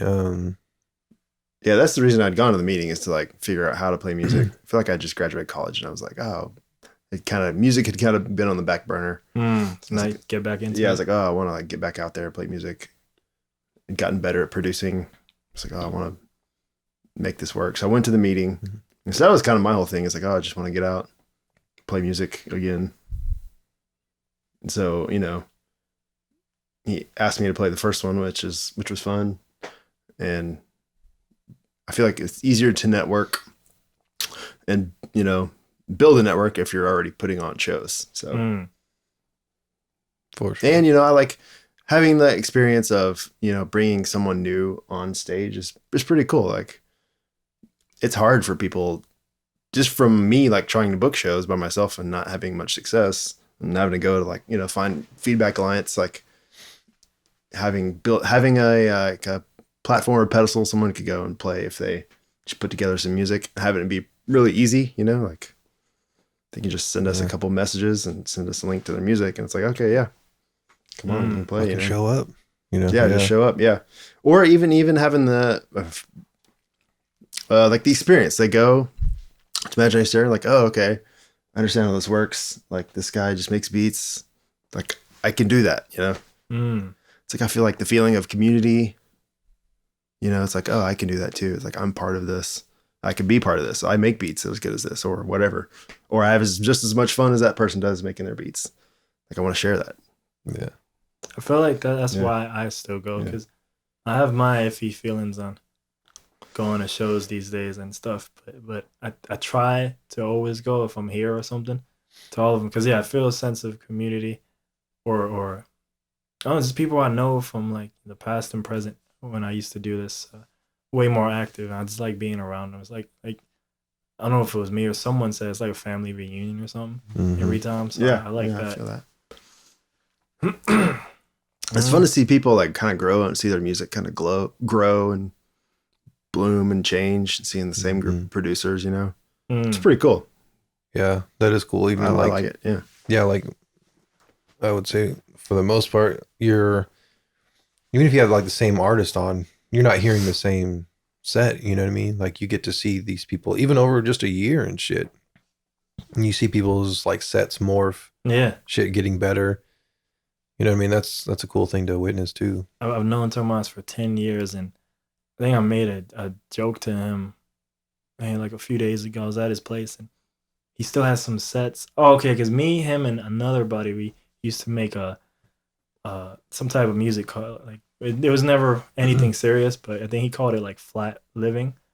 And we were trying to find it, and we never did find it, but we found like all these sets from the day, from when he first started, and even without even looking at the past comparison, in my head, I was like, as I see him, and like I said, I'll film him. I usually film like the whole set for him these days, and I'm like, man, like dude really gotten better, like, and it's changed like all these years, and I'm like, damn, like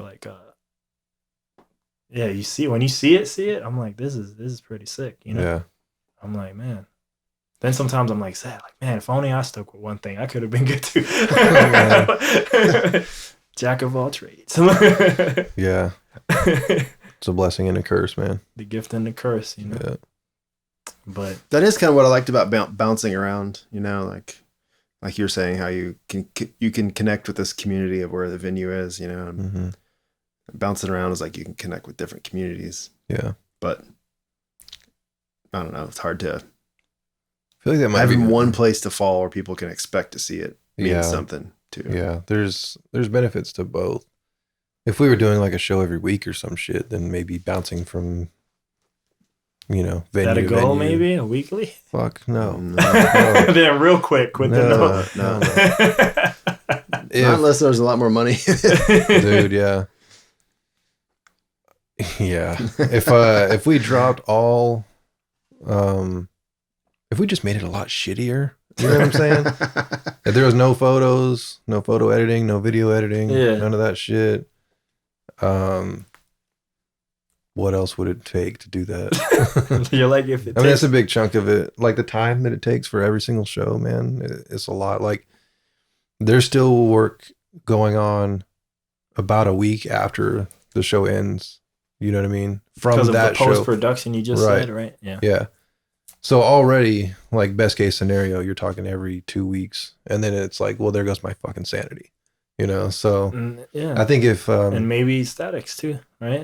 yeah, that's a whole nother thing. Yeah. Man. That shit is constantly on the back burner. That's why there is a hard drive full of shit. Yeah. Part of it anyway. But I'm trying to switch that up this year, but that's a whole other thing. I don't know, man. If we didn't put as much effort into it and it was just like hit up some people, show up, play, post as much as we can on social media, fuck pictures. Like if you want pictures, bust your phone out. You know what I mean? You do it. A lot of that, if a lot of that like extra stuff and the quality of it was thrown out the window, then maybe every 2 weeks, best case scenario, I would say. But the other thing is every one of those venues having like a solid PA.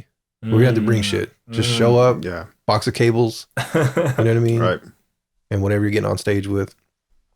And there's not really many venues that's the case. No. I mean, like, where have we done that where it's like we don't even have to bring anything? And let's say Dozen Street. Cheer ups. It's pretty much only when you're downtown, it sounds like. Right? Yeah. That's like That's literally it, right? it, man. That's like, it, there right, might be one more spot, but we brought stuff from North Door, right? Or we brought Jenna's Bose. Yeah. Well, they have a PA there actually, but it wasn't that PA. Yeah. And it wasn't our PA either. Right. So, yeah, that's the other part of it. You know what I mean? Like, I think it's cool that you bounce around because I like seeing different places. And then I feel like most of us in this community anyway, you know, we're socially active on these platforms. So we can keep it that way. But I see in the future, maybe if y'all do settle on a spot, maybe it's a spot with a PA. Yeah. That's how they'll win you over, you know, like it's definitely man, it helps a lot actually. Yeah. I remember I helped you pack up at Europe and you were like, that's it, we done. And I was like, that's it. Yeah.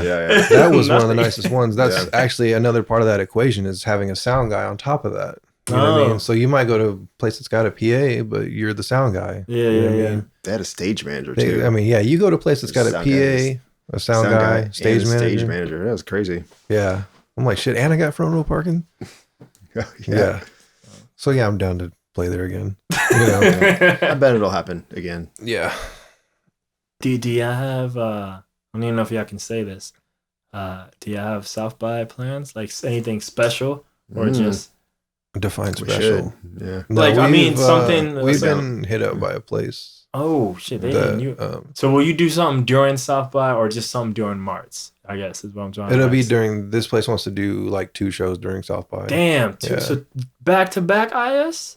Yeah, I know. Shit. Well, like is it like the same day? Like is it literally back to, or is it just like both weekends? Down to that details yet. Just like their schedule is open. Damn. And you know, whenever some shit like that happens, you're like, fuck yeah, and then you're like, oh wait, that's a lot of work. But it's South by. That's what we do. We kill ourselves doing. I know. Yeah. I mean, we did. Shit, we did. Did we do 2 South by shows last year? There were 2. I don't know if one was the Shed and one was something else. The place with the outdoor balcony, Wood something. Fuck.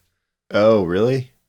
What's the name of that place? Wilderwood. Yeah. It wasn't. I thought it was that place on 4th Street over by the North Door. Oh, the Brew and Brew? Yeah. Didn't they just put something on and around then? That when I was helping this girl? You and... That was a Shared Frequencies thing. Sure. Okay. We ended up doing a show there after that. I remember the show after that. But that wasn't an Imaginary Stereo during South by. Okay. I want to say I was hyped about the first South by once Imaginary Stereo was a thing. And, you know, I was kind of like heading into that shit. Like, we're going to do fucking however many shows and just the whole week and then just kill myself for the whole week. And then like, I'll recover after that, you know? And then, other opportunities started popping up and it just turned into one Imaginary Stereo show. Like I feel like at least I played a couple of things that week, but there was only one Imaginary Stereo show. So I don't know, man. This year there's talks of doing like 2 things. We just need to kind of narrow it down. Like special people too, like people who normally aren't in town. I don't know. Because one of the things at the foundation of Imaginary Stereo is like giving everybody opportunities. So sometimes I don't know. I think like I will give that opportunity to someone who would like never even see it coming. You know what I mean? Like, hey, dude, you fucking played your first show 3 months ago. Like, you want to play during our South by thing? So I don't know. It all just comes down to also trying to like maintain a rotation and keeping that fair. That's another like behind the scenes thing that like we try to maintain. So it just kind of depends on like who hasn't played when that show comes. Also, it's like another factor. At the same time, we want to fucking kill it and have a dope lineup, and that would benefit everybody that plays the show, really, getting the name out there. So the answer is I don't fucking know, dude. Yeah. There's just a lot of factors. If artists reached out, we could find something for them. No doubt. So yeah, and there's other things too. Like there's other people doing shows that like we can recommend. You know what I'm saying? That I'm sure would also love to take up the opportunity to Feedback Resurrection 1 week only. Yeah, probably not, but I mean, yeah, I don't know. I guess they're done doing live.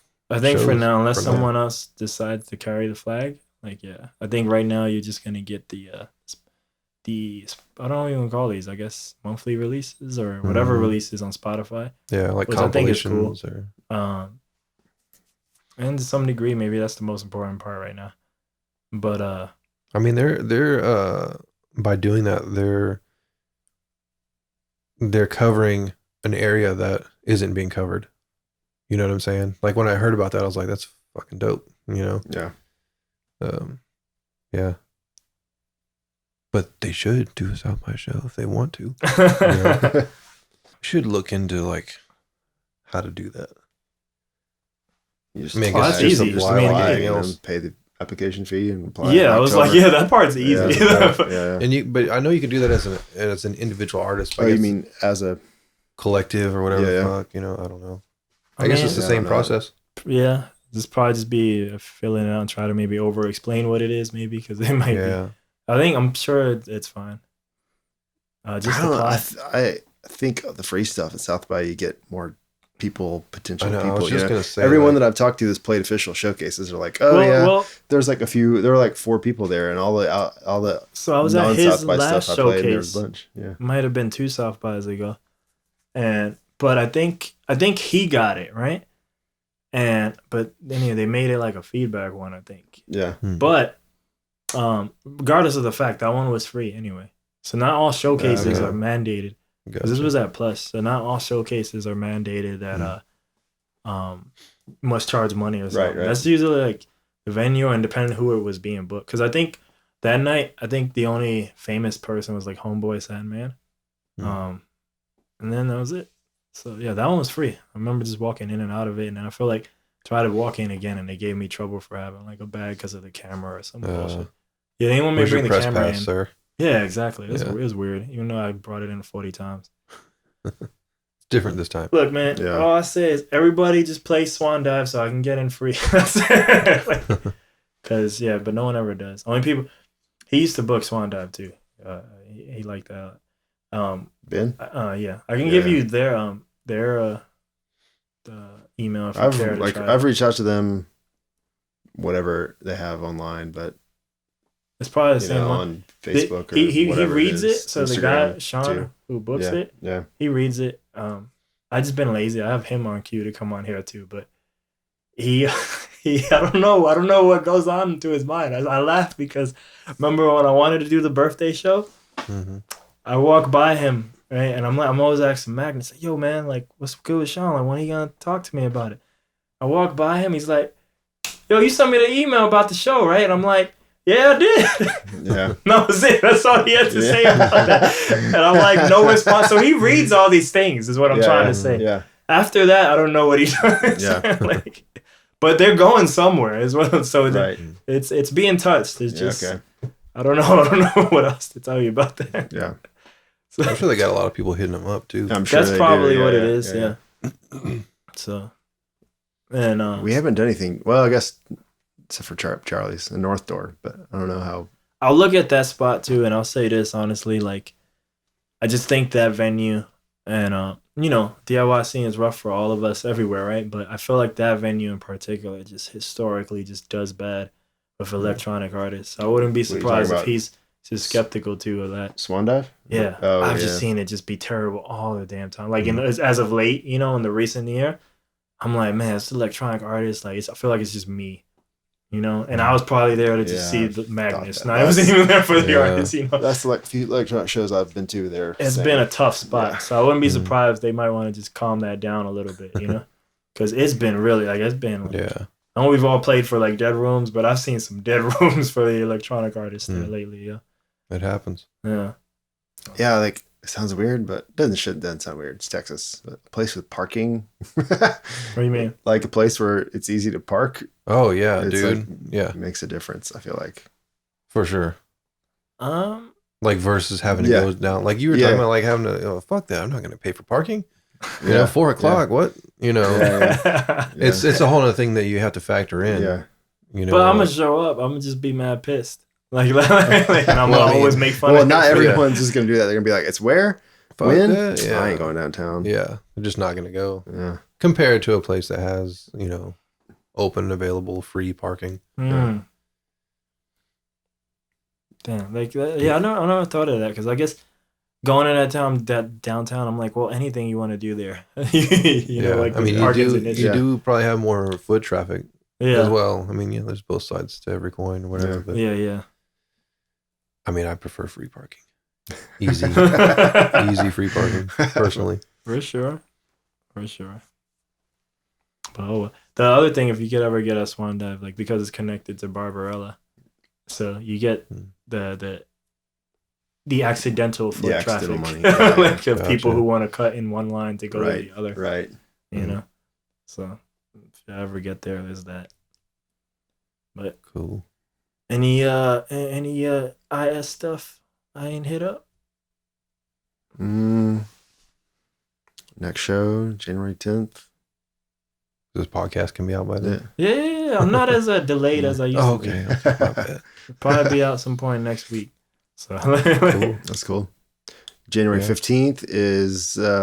Wait, there's 2 dates? What's this? So that is. I'm like, is there? He's like, wait, what? What are we doing? That's a producer battle. Long Tongue versus StatX on shared frequencies. That's right. All right. So what's going down? So that's on. I think it's at 8:30. 8 o'clock. 8 o'clock. Live stream. Live stream, shared frequencies, Long Tongue versus StatX. Yeah. Okay. Wait. So, okay. So it's not a producer battle. Yeah, we're gonna battle it out. Yeah, we're gonna battle it out. Yeah. Are y'all just A-Bing each other, or are you gonna battle? Like, what is? Yeah, I mean, because I'm seeing it through the hip hop lens, so I'm like, wait, what? Okay. What are y'all doing? We're gonna see who can push play the hardest. Okay. Yeah. It's not gonna be like. Well, it'll be like we'll go song. Yeah. Okay. Yeah, like A-B style. Yeah, just keep going. I got $50 on Long Tongue. So. Because I was thinking of the Hot 97 Summer Jam where Kanye fought Timbaland, and it's just like mad trash talking while they play a beat. They're like, yo, you remember when I made this? And blah, blah, blah, and it's like shit talk with the crowd. So I was like, wait, what? You're going to battle? Nah. Yeah. That's just how we build hype, you know what I mean? I got you. How y'all doing it? So are y'all going to use y'all normal setups, but then like in a mixer so that you can hear both? Yeah.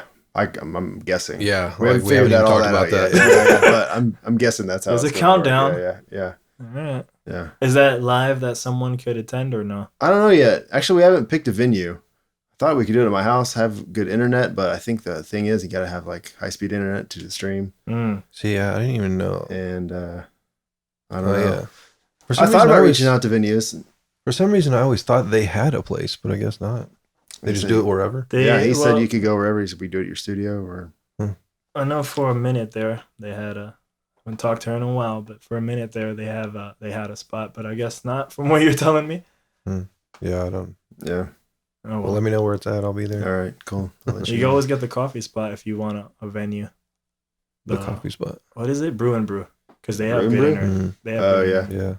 That's the only stream I did for you guys. They have real good internet, though. You did good, by the way. Good job. One and done. Yeah. Yeah. Well, you know, I'll do one with Pete, and it would be like fallen IG people, the fallen soldiers of IG. Nice. That's funny. But yeah, no, they have real good internet. They probably have fiber or something because it's pretty decent, you know. So yeah, if you do want a venue, that'd be cool. It'd be fun to do at a venue. That could be an easy quickie. It's like it's at a time when like I can't imagine a venue would be like, no, we probably don't have everything booked at 8 o'clock on a Wednesday. Yeah, that's what I was saying. Like, and from the way whoever booked that, and from other people I've heard who booked that, they seem like it's easier place. Yeah. To book. So. Cool. Yeah, man. So. Let me see. Normally I do stuff, but I don't know. I feel like do something, man. It's two people. No, but like normally I do like life questions and stuff. I don't know if I need that right now. I don't know if life questions for imaginary stereo. Yeah, I know, because it's like that's not even a tangible thing. Yeah, it's not. I did have you curious because I don't know one will ever do me one-on-one with you. Origin of long tongue. Oh, where the name came from? Yeah, I think Venom, but that's not. That's cool. That's cool. Like I messed with it for a long time. So I was in a band for like 10 years before. It was called Transmography. And I even thought up the name, but then I just hated the name for like the last 5 years. What is a transmography? See that's it. So it all started our friend of ours at the time he said he had a dream. Yeah. Where he said his penis was transmogrifying into different shapes. And I was like, transmogrifying? I was like, something about that word stuck to me. So is that accurate use of that word? Yeah. Okay. Yeah. Okay. And then I found out later on there was this, the transmogrifier from Calvin and Hobbes. Ah. And that's something they sit in and it would transform into something else. So I always hated how like long it was and how it was so like nebulous. And I was like, I'm not sure about this. So in my brain, when I was doing my own electronic stuff, I was like, I want something like simple, short, and kind of like vaguely sexual, maybe. I don't know. Just so it would stick in people's brain. Yeah. And I like played with stuff for a lot. And then I like looked at some, social media names and stuff, seeing what was out there. But then at some point it's like long tongue. It works. I don't know. And also there's like tongue. It could be like sound, you make music with your tongue. I don't know. Only Kiss does. So that's it. Only Kiss does. So yeah, that's it. Long tongue. I don't have like a crazy long tongue or anything. Damn. Yeah. Super light. Disappointing. Yeah. I always think Venom. I just see the symbiote with that's that cool. classic I like that. like face and the tongue just going all wild, which has been ruined in a post Sony Venom movie world. But it's another complaint. But yeah, man, where can the people find the IS online? Everywhere you can find music. Yeah, that's a lot. I mean, if I type in Spotify, I'm like, not Twitch. Spotify, you can. Yeah. There's a long wait. There's playlist. You have a playlist. That's right. I forgot about playlists. Which we're gonna narrow that shit down at some point. I'll add it today. You should what? I had the playlist. I forgot about playlists. Yeah, man, they're awesome. I use like in terms of following them. Like I kind of have one main playlist. I only hear 99% of the same genre on Spotify as wave music, and that's it. So it's my own playlist called That Good Wave, and it's just endless wave music because it's 95% instrumental. And if I'm hearing music, I want instrumentals, so I can rap on them. That's it. I see. That's it. So I be forgetting about all this other playlist up there. Yeah, there's a lot. I told you you're on Continuum's on there. So, on your playlist? Yeah. It's not wave music, so it's primarily wave music.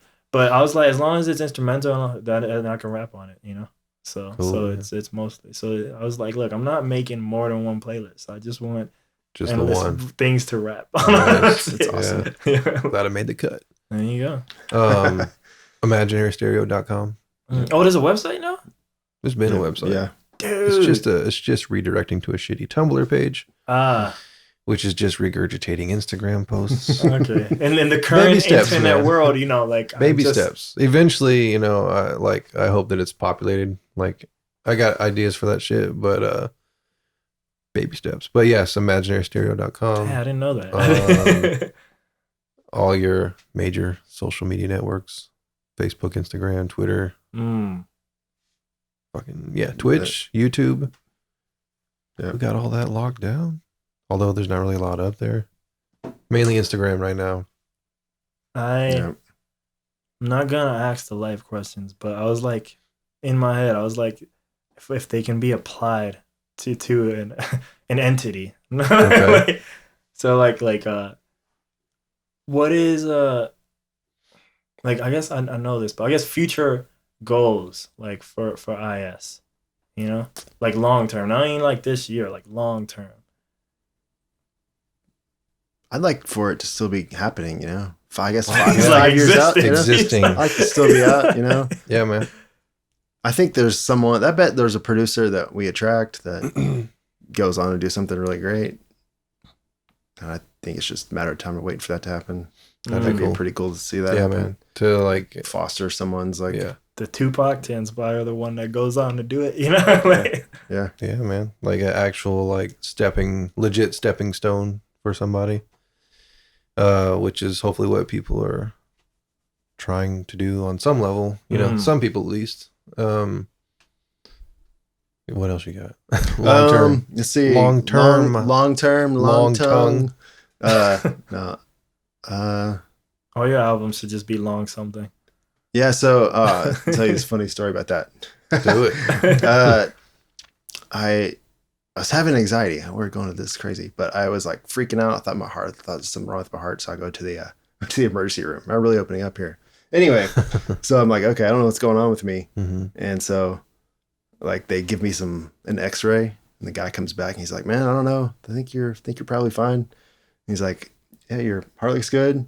You got real long lungs. And I was like, long lungs. It's a sign. That's fucking awesome. You were off like a few organs. That's like crazy. I was like, long lungs. Sweet. It's my next album. Anyway. Is it really going to be your next album? Oh, no. Maybe. Should be. Yeah, why not? I'm about to put out EP, though. Oh. Yeah. True that. You should be plugging that. Yeah. Mastering. I got them all the masters almost done except one.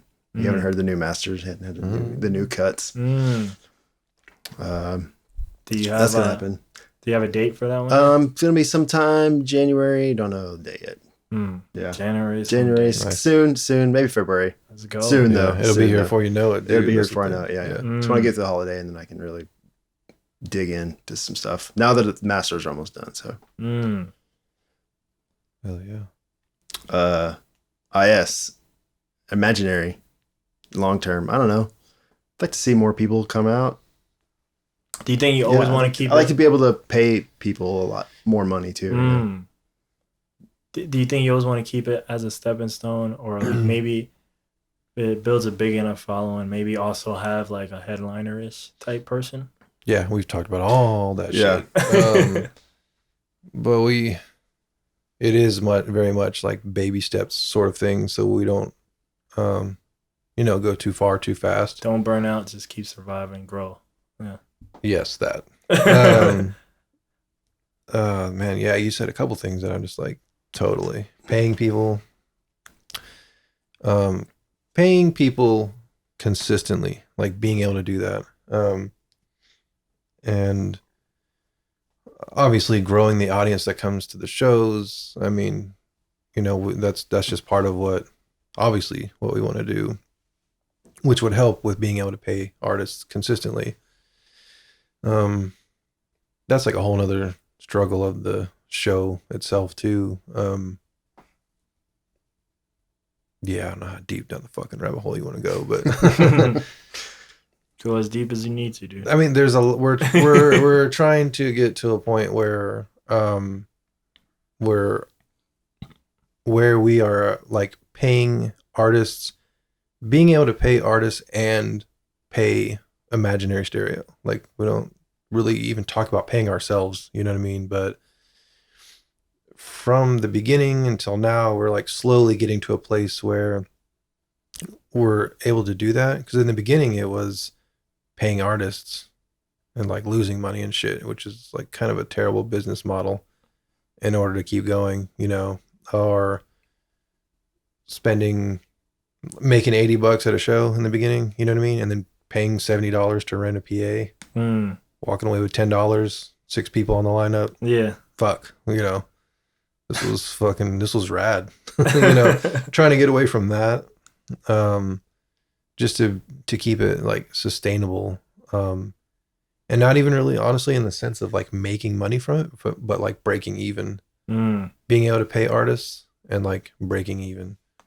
That's kind of like short, long-term goals, you know what I mean? Next year, so hopefully. Yeah,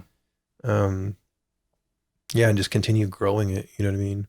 And I don't know, I just think about like the more it grows, the better it'll be for all artists that perform on it, period. Like everybody will have a bigger audience to perform to, you know what I'm saying? Those are kind of like big pieces of it anyway. So I'd like to see some similar things pop up in other cities around Texas, and like have like a network of like electronic musicians, beat makers around Texas, you know? Also, yeah. Oh, similar things, but not IS chapters. Yeah, maybe not necessarily IS chapters. Just like, you know, hey, like there's other, you know, I mean, there are a few in Austin, but like I don't, surely there are other ones happening in other, you know, Texas cities and other cities in general. And we just don't know about. Yeah, we just don't know about. Just like have a network. Right? There's got to be, right? Yeah. It's like make those. There's definitely people making beats in all those cities. I just wonder if there's a DIY crew that plays live or do something. Yeah, that part. Maybe or people that want to and like just haven't, you know what I mean, or don't know how, like just do the same shit. I won't deny that there's artists who maybe want to and don't know how. Yeah. But I mean, maybe there isn't like people putting on shows like one way or the other. That's part's interesting. There's definitely infrastructure in terms of like venues, bars in Austin to do it. So surely it's easier here than like and people who like are down to go see music. I mean, that's everywhere, but like. But I mean, if you limit it to the majors, I'm like, Deep Ellum exist in Houston. I don't know their spots, but I've known a lot of artists who've come from Houston. Right. You know, so they playing somewhere. Have some, they start somewhere. You know? So so this is something. You can probably build a underground railroad of artists. Yeah, exactly. You know? There you go. Yeah. Going on. There's definitely, I mean, there's the couple of shows in Austin, and then I feel like we've made some connections. Like there's some stuff in San Antonio. There's some stuff in Houston we've talked about. Yeah. And that's kind of another, I don't know if it's really imaginary stereo or like some shit that we've just been talking about doing, but like going to other cities, you know, and bringing people here, going to other people's shows. I feel like, you know, if that conversation keeps happening, it's going to happen eventually. It's just a matter of making it happen, you know, making it a priority, really. Yeah. Like reach out and set the time aside or whatever, figure it out. Sure, Ben would probably have us. I feel like. Damn right he would. Ben. When was the last time you talked to him? I've been talking to him last time. I feel like he makes it seem like he's this close, if not maybe there already, because I don't live there anymore. To like, he seemed really excited last time I was there that something, in terms of like, if not a monthly, like something consistent was about to happen at a certain venue. So maybe if that starts happening, like, it could be an exchange program and begin, you know? Yeah. Dude, there's a lot of people and a lot of producers in San Antonio. Like I just didn't realize that. You get a few, right? Yeah. It's just where a lot of the, especially when I lived there, where it's the city that feels less than the people. I always liked my friends there and everything, and all the producers and stuff. It was just infrastructure wise, it was just not there. It was always us doing everything, and you know that wears and tears on you. Yeah. So you're like no venues or yeah. Like I said, I bought all these mics just for that. You know, I bought back when we had our collective, before there was a feedback, or at least before we were part of it. Yeah, like we were doing all of this ourselves, like PAs ourselves, you know. Yeah. And to real venues, like real. And the thing is, like you said, I guess you guys are doing the PA thing still, but when you go downtown, you don't need it, and that's why we would be at it, because we would come here into Austin and always play downtown, and we ain't